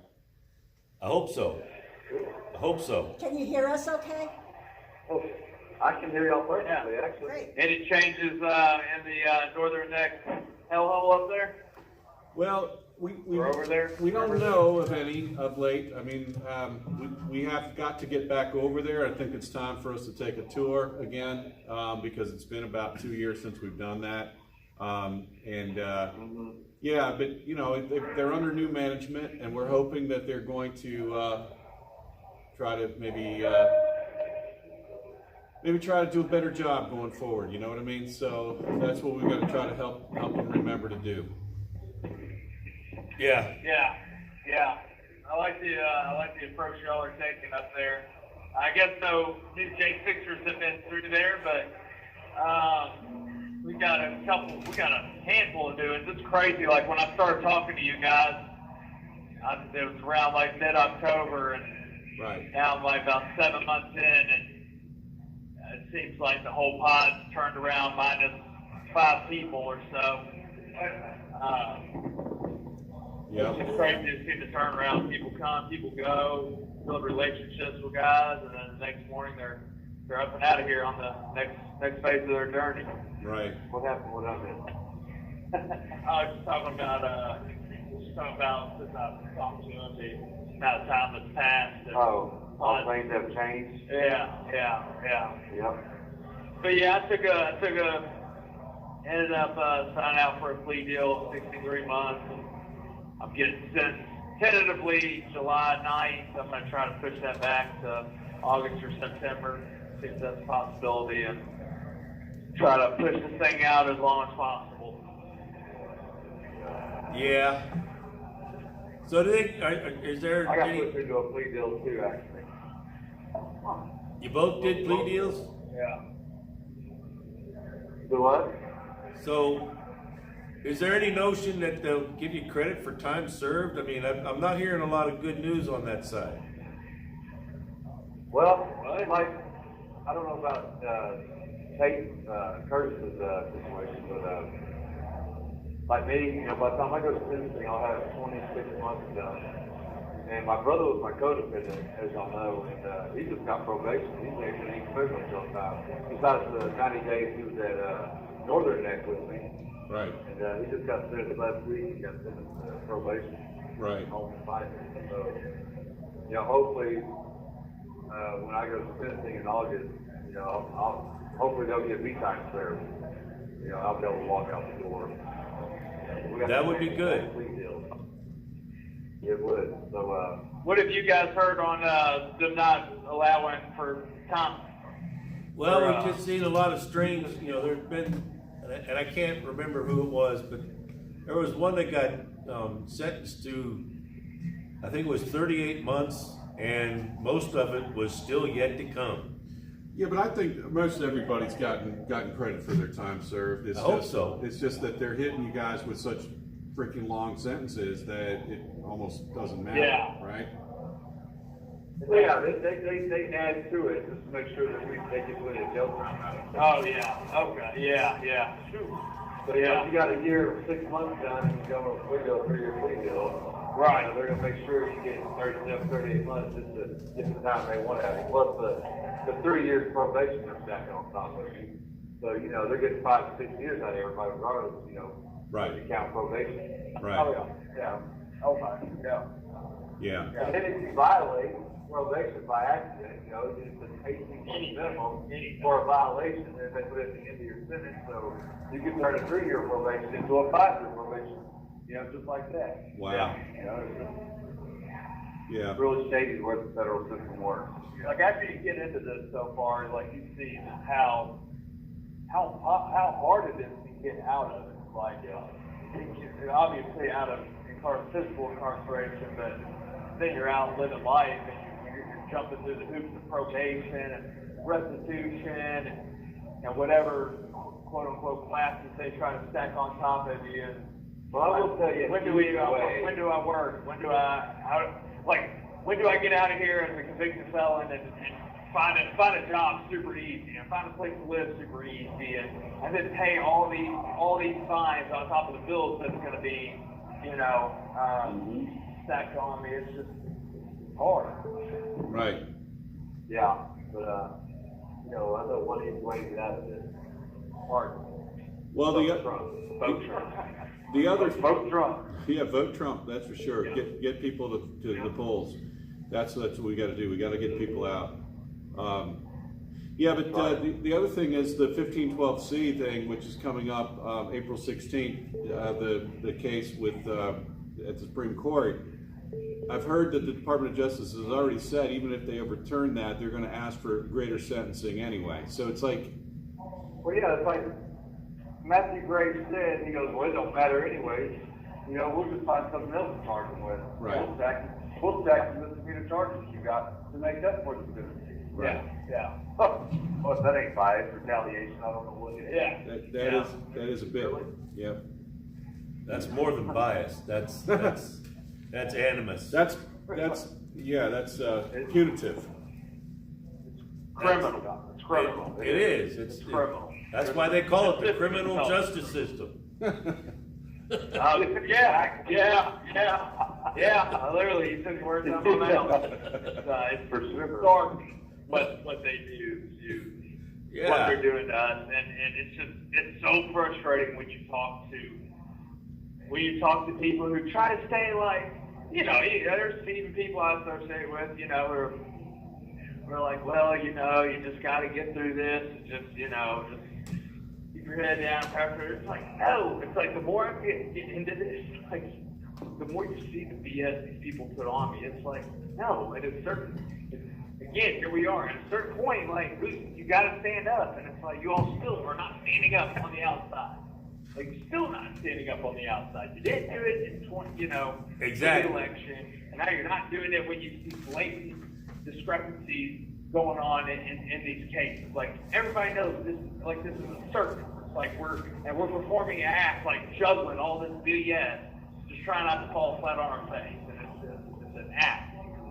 Yep. It is. It's awful. Absolutely awful. And Well, listen, here's the thing that runs true in every one of these phone calls, guys, is that the DC jail and the criminal justice system has never seen men like you, right? And you guys are going to be shining the light. You are shining the light on this stuff, and I hope it's going to have a positive impact in the end. So thank you guys for speaking out. Yeah, what Tom said is absolutely true. Absolutely true. Yep. Y'all have been hanging tight together for this whole time. I guess you could call each other brothers to some degree. We definitely have become a family in here for sure. And as Tom said, and I do have a outlook that I believe that there's positive and negative in a lot of situations, but there's an overwhelming positive in this situation. Individually and as a whole, this has woken up a lot of people, to what's going on. Even though they may not stand up, hope a lot of the votes will change. And I think this situation is a big reason for that. It's one of the many big reasons that are out there that people have started to realize, like, why are they still talking about these January 6ers 3 years later, 3.5 years later?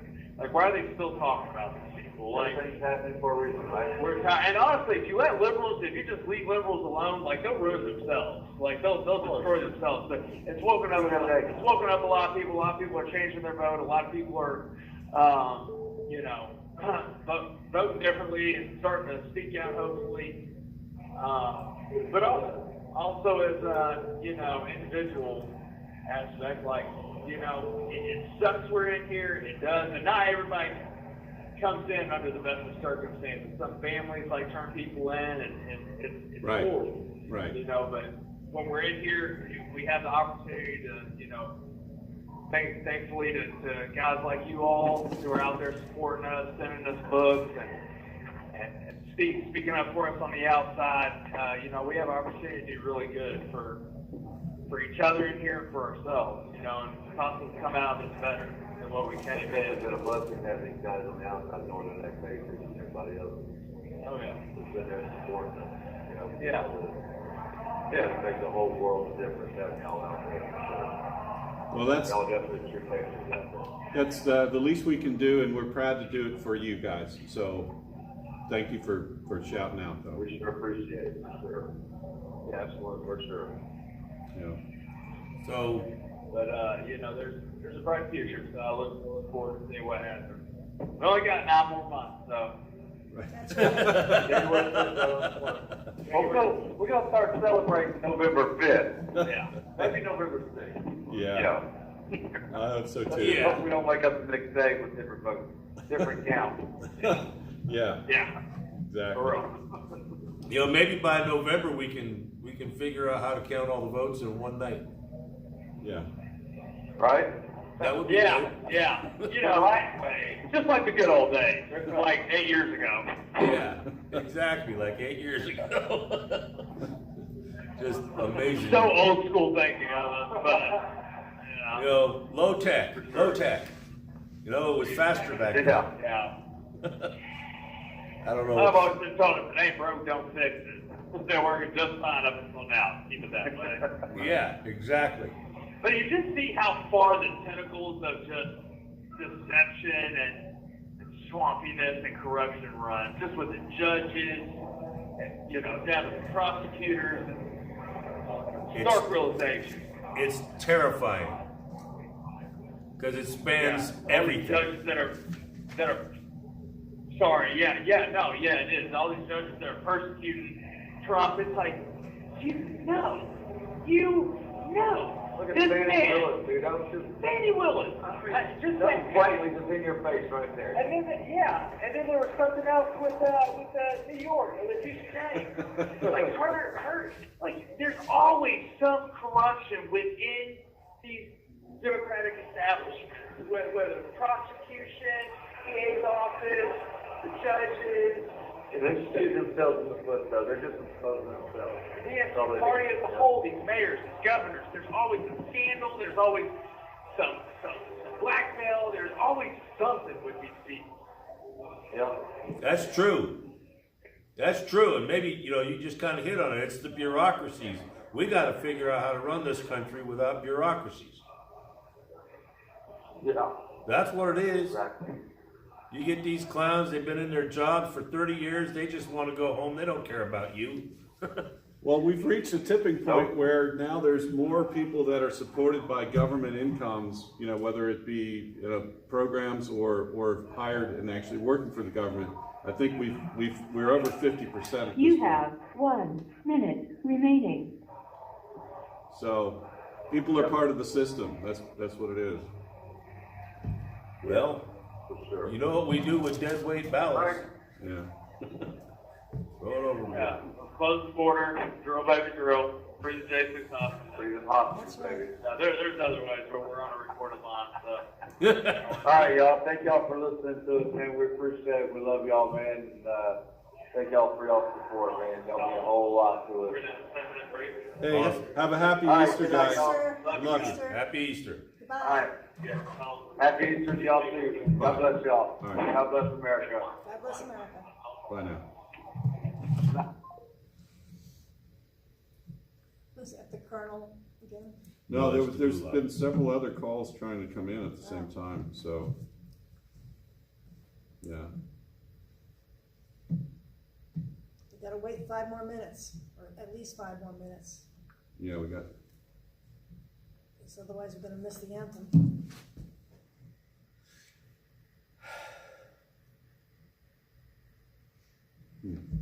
I think this thing helps. You did a really good thing by picking that up. I think so too. I think it's awesome. Better. It's clearer, and it's the standing around holding. And that's the biggest thing. Yeah. Standing around holding that thing, it's limiting on Gives you a chance participation. to redecorate here, you know, and, Well, I'm getting ready for our meeting next week. Getting the table set what's up. Tom so- doing? Oh, he's redecorating, he's Yeah. moving some chairs. We're and getting the tables all set up. Hey, everybody, thanks for tuning in. I hope the live stream is working okay. I heard it was maybe not so great before, but yeah, good to have everybody joining in. So thank you so much. And I tell you what, the message seems to resonate, doesn't it? It does. It's over and over again. These guys are so positive. They're so. They're having a growth experience out of it. What are they saying? I'm a better person for this, is what they're, Right. you know, come on. But we're all hoping, I mean, they're all I- hoping, everybody's so positive because we're just hoping that on January 21st, you know, when Trump is back in office, they'll all be out Right. and, Yeah. hopefully everybody that's not in the gulag who hears that message from Trump saying that, that's gonna happen. Yeah. I gotta wonder about these, you know, we mentioned the 6 arrests this week. Where are these people? Are they on, you know, home release? Are Down they, the hill? Are they? I don't know. I don't know where they are. That's what I'd like to find out. You know, we talk about needing to spend our money on J6. I think this freshman class needs help. They're probably as bewildered as anybody is. And that is exactly where John was going all those months ago when this stuff came up before. Right. We need to be able to kind of bob and weave as the currents flow. Yeah. Yeah. All right. Well, it was nice that we heard from Tate and I know, we haven't talked to Curtis in a long time. I don't know how long it's been, but even Scooter, I don't think we've talked to him in a little while either. I got a letter from him a few weeks ago. Nice letter. From Scooter? Yeah. We talked about our sons.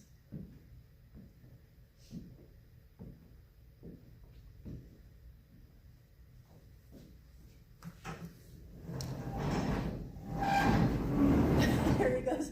Everybody, Tom's rearranging the chairs for the meeting next week.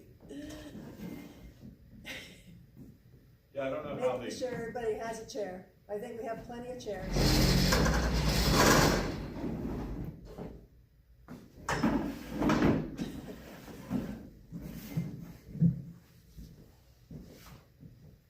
So it's probably gonna be a few more minutes because the next call is gonna bring us into the anthem. So, I think Chris isn't doing his job because, you know, we don't normally get overlapping phone calls where, here we are. it's just, it's no good. It's gonna be short.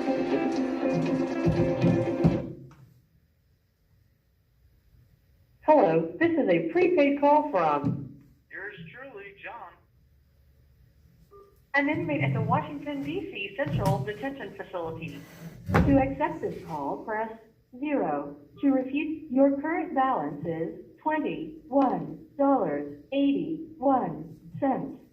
This call is from a correction facility and is subject to monitoring and recording.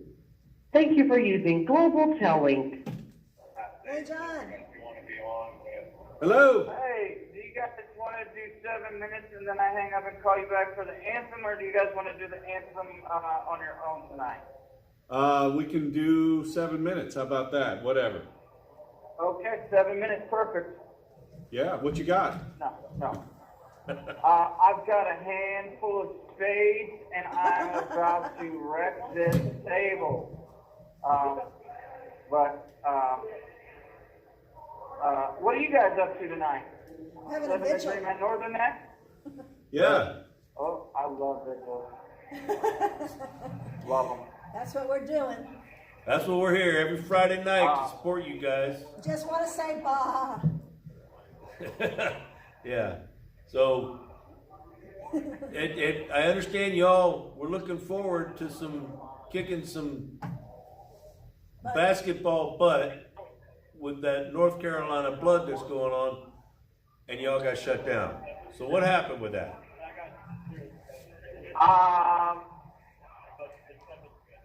Oh, basketball for the March Madness and the pop? Yeah.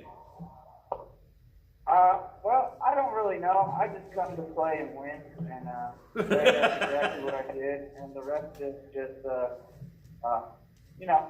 rest is history. Yeah. I'm scared that we're gonna win. Let's go sit. Yeah. Who's winning?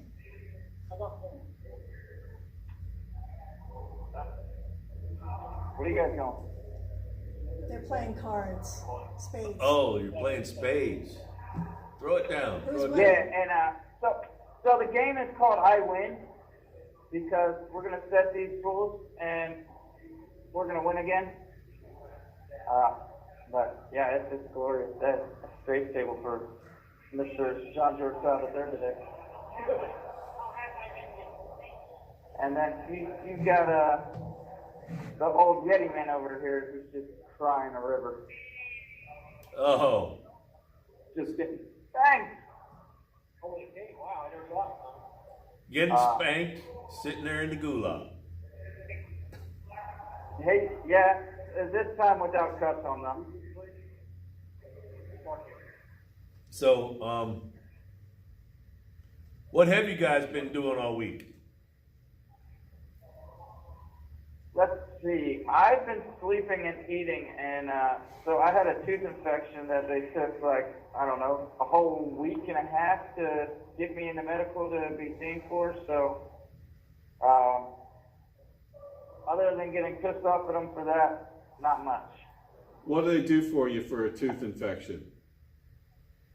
Well, they tell you they're going to give you Tylenol and ibuprofen and they'll pull it, but I told them just give me antibiotics and leave me the hell alone because they seem very incompetent.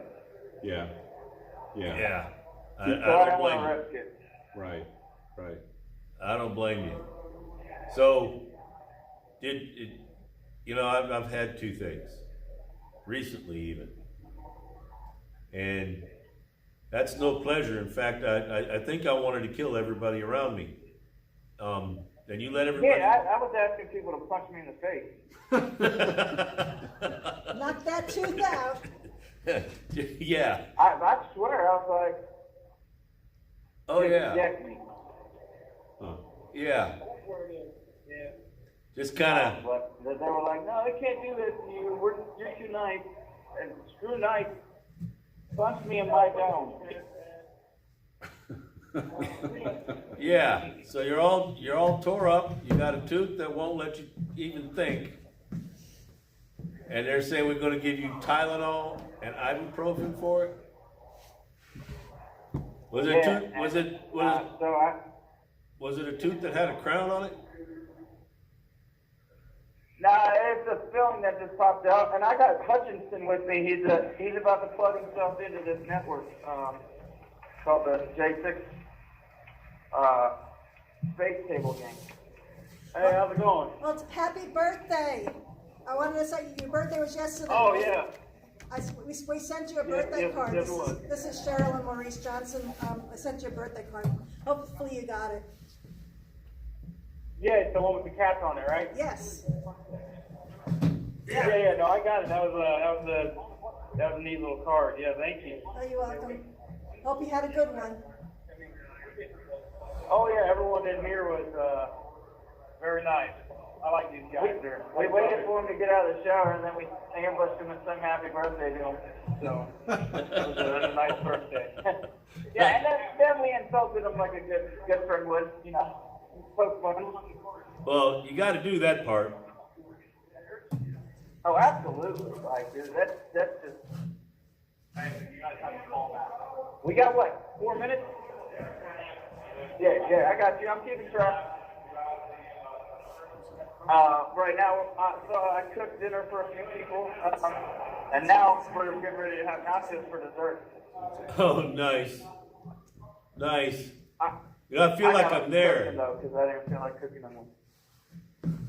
I feel like I'm there, you know? Say that again? I feel like I'm Yeah, there. yeah.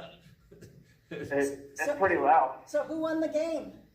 We just walked the room. I couldn't even hear Todd over here saying. Oh, we did. I just straight up said from the beginning, I was like, so I called their team Life Alert because it was just full of some people that were dying. like 1 minute saved their lives this time. Help, I'm falling and I can't get up. That's funny. Well, they could not recover from that fall. It was just detrimental. 380 to 230, I believe. No, 220 was the final score. That's a high So score. we played at 35.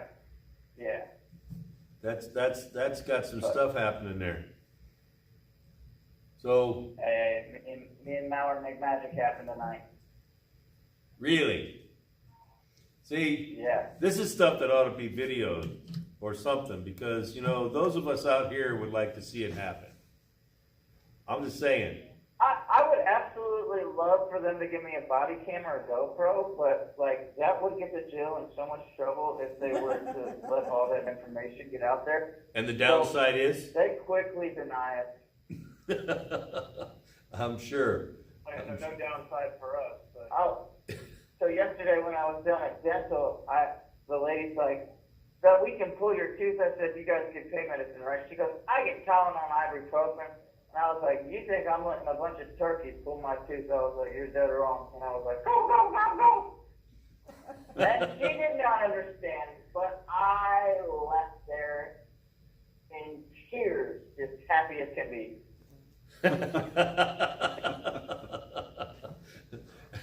You lay it on them, man. Lay it on them.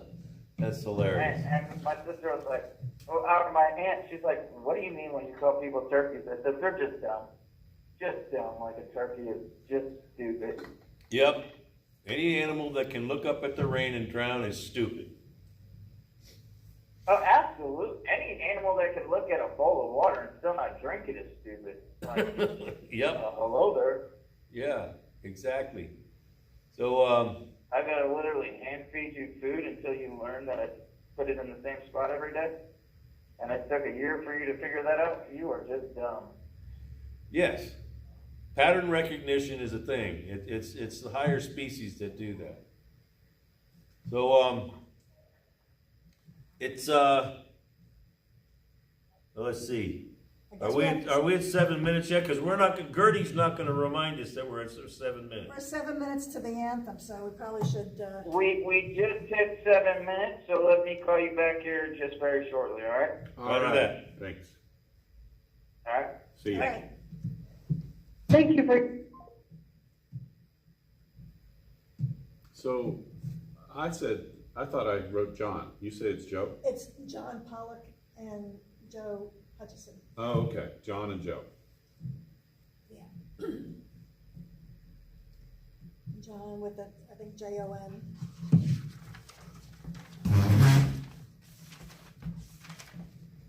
Yeah, John Jon and Joe Hutchison. Yeah. Well, I hope they don't figure that we're done again. there's John right there. Yeah, yeah. What a mugshot. I mean, really. Like, that's Is the that only John? picture. Yeah, that's the only picture. That's his sister on the back. That's the only picture you could, like Yeah, of that's the the only whole day. picture. That's the only thing you could get. Yeah. It'd be like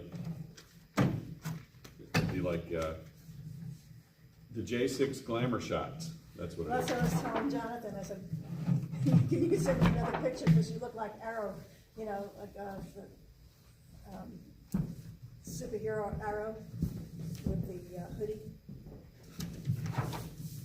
Well, hopefully they'll call back. They will. Tom's gonna rearrange some more furniture. soon as they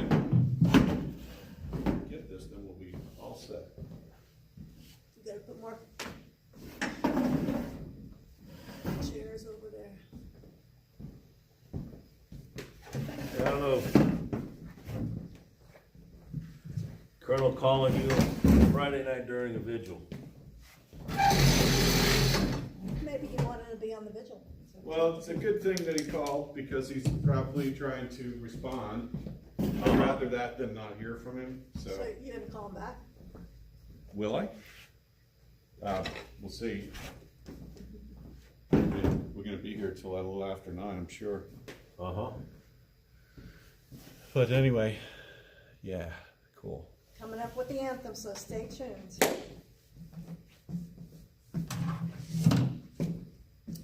Yeah, that was good. I was saying that. I just seen calls. I wanted to say happy birthday. And he did. I sent him a card. Next birthday is. How many cards are you doing nowadays? 30? It's letters about 30, still about 33 to 30. It was going on 40, but now I'm dropping a few because, Wow, and then I do the birthday cards. that's a lot. That's a lot. I just have my, Uh-huh. I'm a little bit behind. I have 3 left to mail, so these guys are gonna be a little bit late. Yeah. They would be anyways. Always are. So, they'll get it.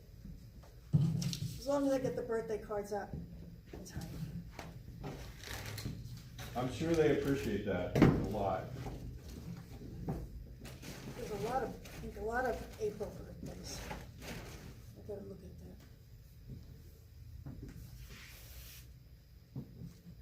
that.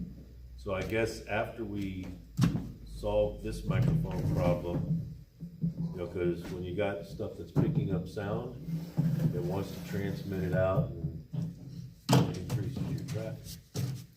So if you've got a limited connection, spurious sound is a bad thing.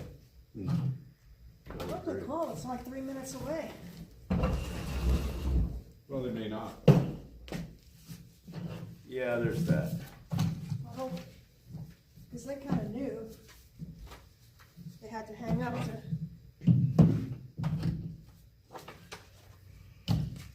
Oh. So I was confused though, Scooter was talking about a sentence on July 9th or August. He's wanting to push it to August, Scooter has it. to drag it out as long as possible. I don't know why he wanted to do that.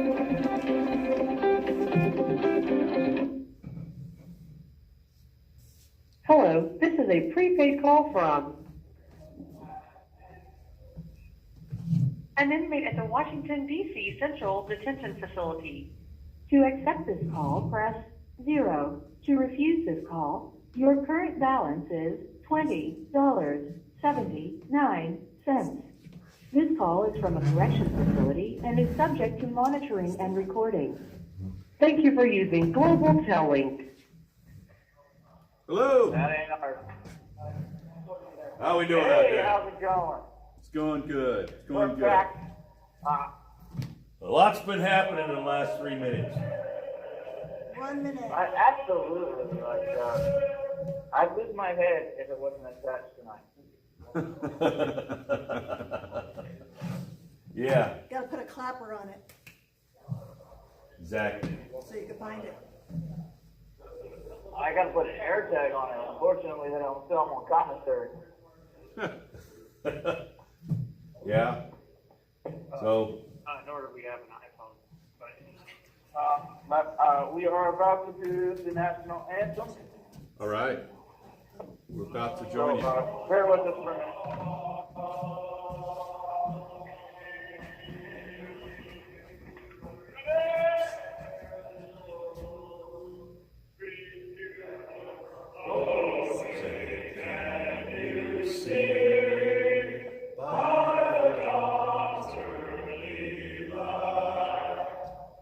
so proudly we hailed at the twilight's last gleaming, stars through the perilous fight.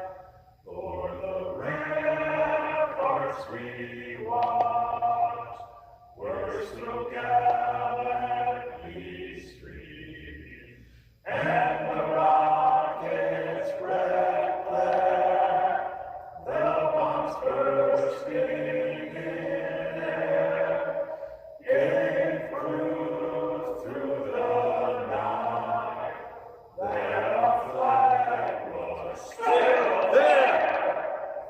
Oh, say does that star-spangled banner yet wave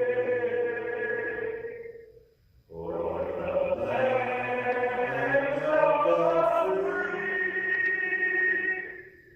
and the home of the brave.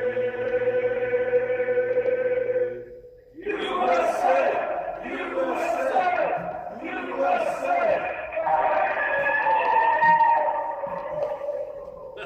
Well, if that doesn't get you freedom excited, I don't know what does.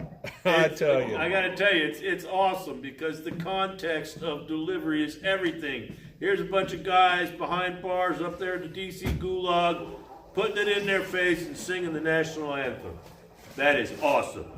I mean, you might be able to lock us in, but you can't shut us down. That's what I'm talking about right there. Yes. I'm a natural born winner. I win at space, I win at basketball, and I win at just being locked up. Absolutely. There's one thing that they can't destroy, and that's the spirit of a man. Not a man who's unwilling to bow down and bow the knee. And like our founding father said, there's no sovereign but God, and there's no king but Jesus. And none of these men are my ruler, and I'm not going to bow down to any of them. There you go. But I will give a stiff finger. You got your armor on. Amen. Yes, sir. We appreciate y'all. Which, yeah, we just, I'm excited. There's a lot of good things going on in here. You know, this Sunday we got our Easter service coming up. Oh, we got an Easter egg hunt as well. Yeah, there's also an Easter egg hunt. And then we got a Hopium Den. And then a Hopium Den where we're going to be singing a few hymns and having some comedy and skits and hopefully somebody makes some food. I don't know. Bring your own Now, dish. who was invited? I don't know. Yeah, I'm not just making all my commentary for you this week. Yeah. Everybody bringing their own dish. Oh, you guys, you know, you guys managed to have a good time, and under the circumstances, that's absolutely remarkable and resilient. And just I mean, insane. we could sit here and cry, but what good does that do us? Nothing. Right. We didn't sit there and cry when the election was stolen and everything else. So at this point in life, I'm not going to sit here and do it now. I'm going to sit here and do what I constantly do. Fight within the bounds of the law. Exactly. Exactly. Until it becomes a time where you got to stand up and fight like our forefathers did. Yeah, I hope it doesn't get to that. I hope so too, because the government's helped me to do it pretty darn good. Yeah. I'm kind of with you on that. There's a lot of us veterans out here. There's a lot of us. Absolutely. And it's just like disappointed in the president we got, and the way that this nation is headed down the toilet bowl. Yeah. And there's a lot of other nations that are waiting for the people here to be more effective at what we're supposed to be doing. Right, even like Russia, it looks like these guys did nothing wrong. And to hear that come out of Putin's mouth, like you would think he'd be trying to like start some stuff like an electrician, just spark it up. Right. No, he was like, these guys did nothing wrong, and you're literally making them hostages. And so to have somebody who's raised up in a communist area, like, man, that's speaking volumes in and of itself. Oh, yeah. That's so, you know, We were talking about today. when you get Putin. Oh, I was saying, oh. That- Go ahead, Tom. That's all good stuff. Yes, sir. No, I was going to say, we were speaking today about how I'm only 28, and I've never seen true freedom in America, and that's just a sad thing.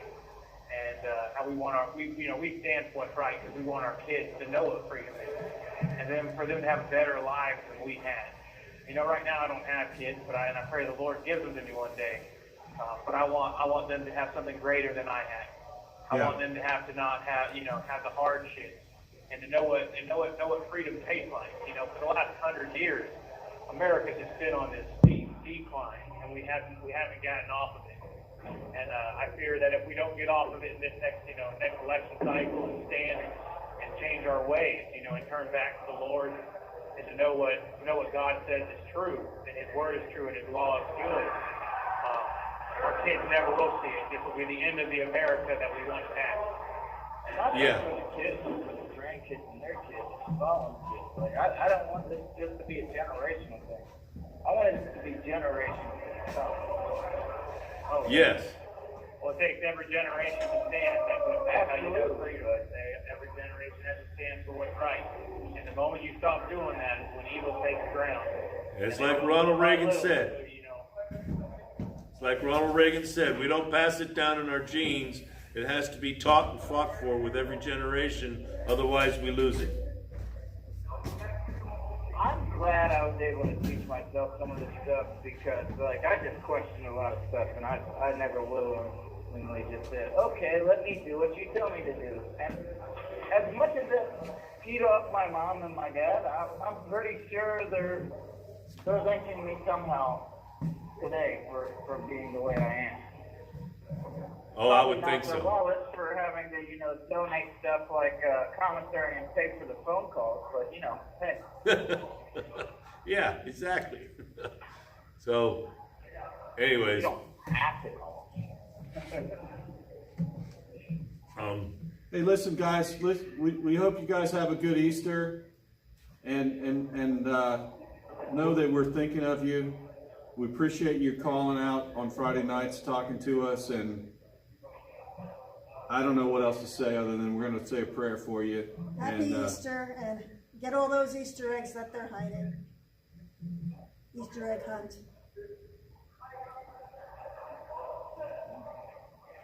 I could not understand. We couldn't catch that. We couldn't hear it. Are you going to have an Easter egg hunt?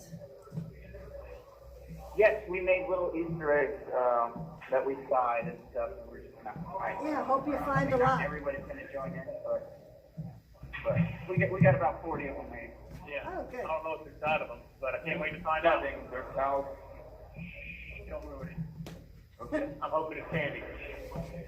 How do you get Easter eggs in there? Well, it sounds good. Hope you have fun. Thank you, guys. We plan to. And we'll listen to you. We'll listen to you sing on Sunday.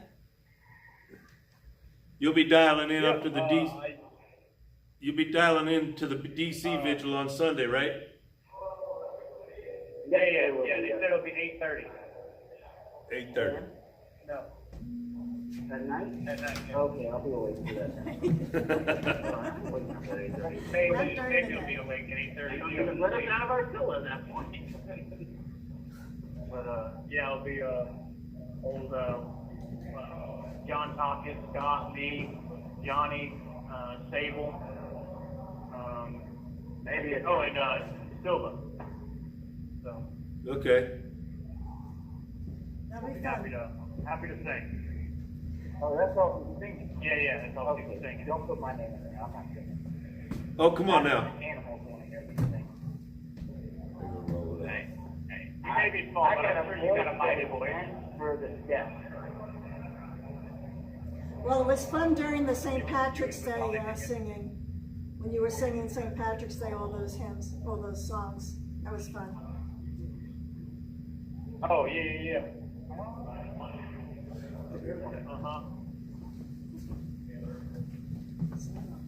Yeah.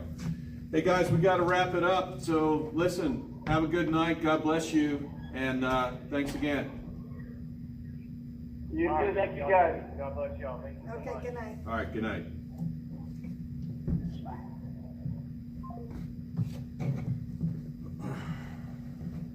Gets to be late. Yeah. Thanks everybody for tuning in, and spread this far and wide. Get other people interested in J6. They need our support. Thank you for being there. We appreciate you very much. Happy Easter. Good night.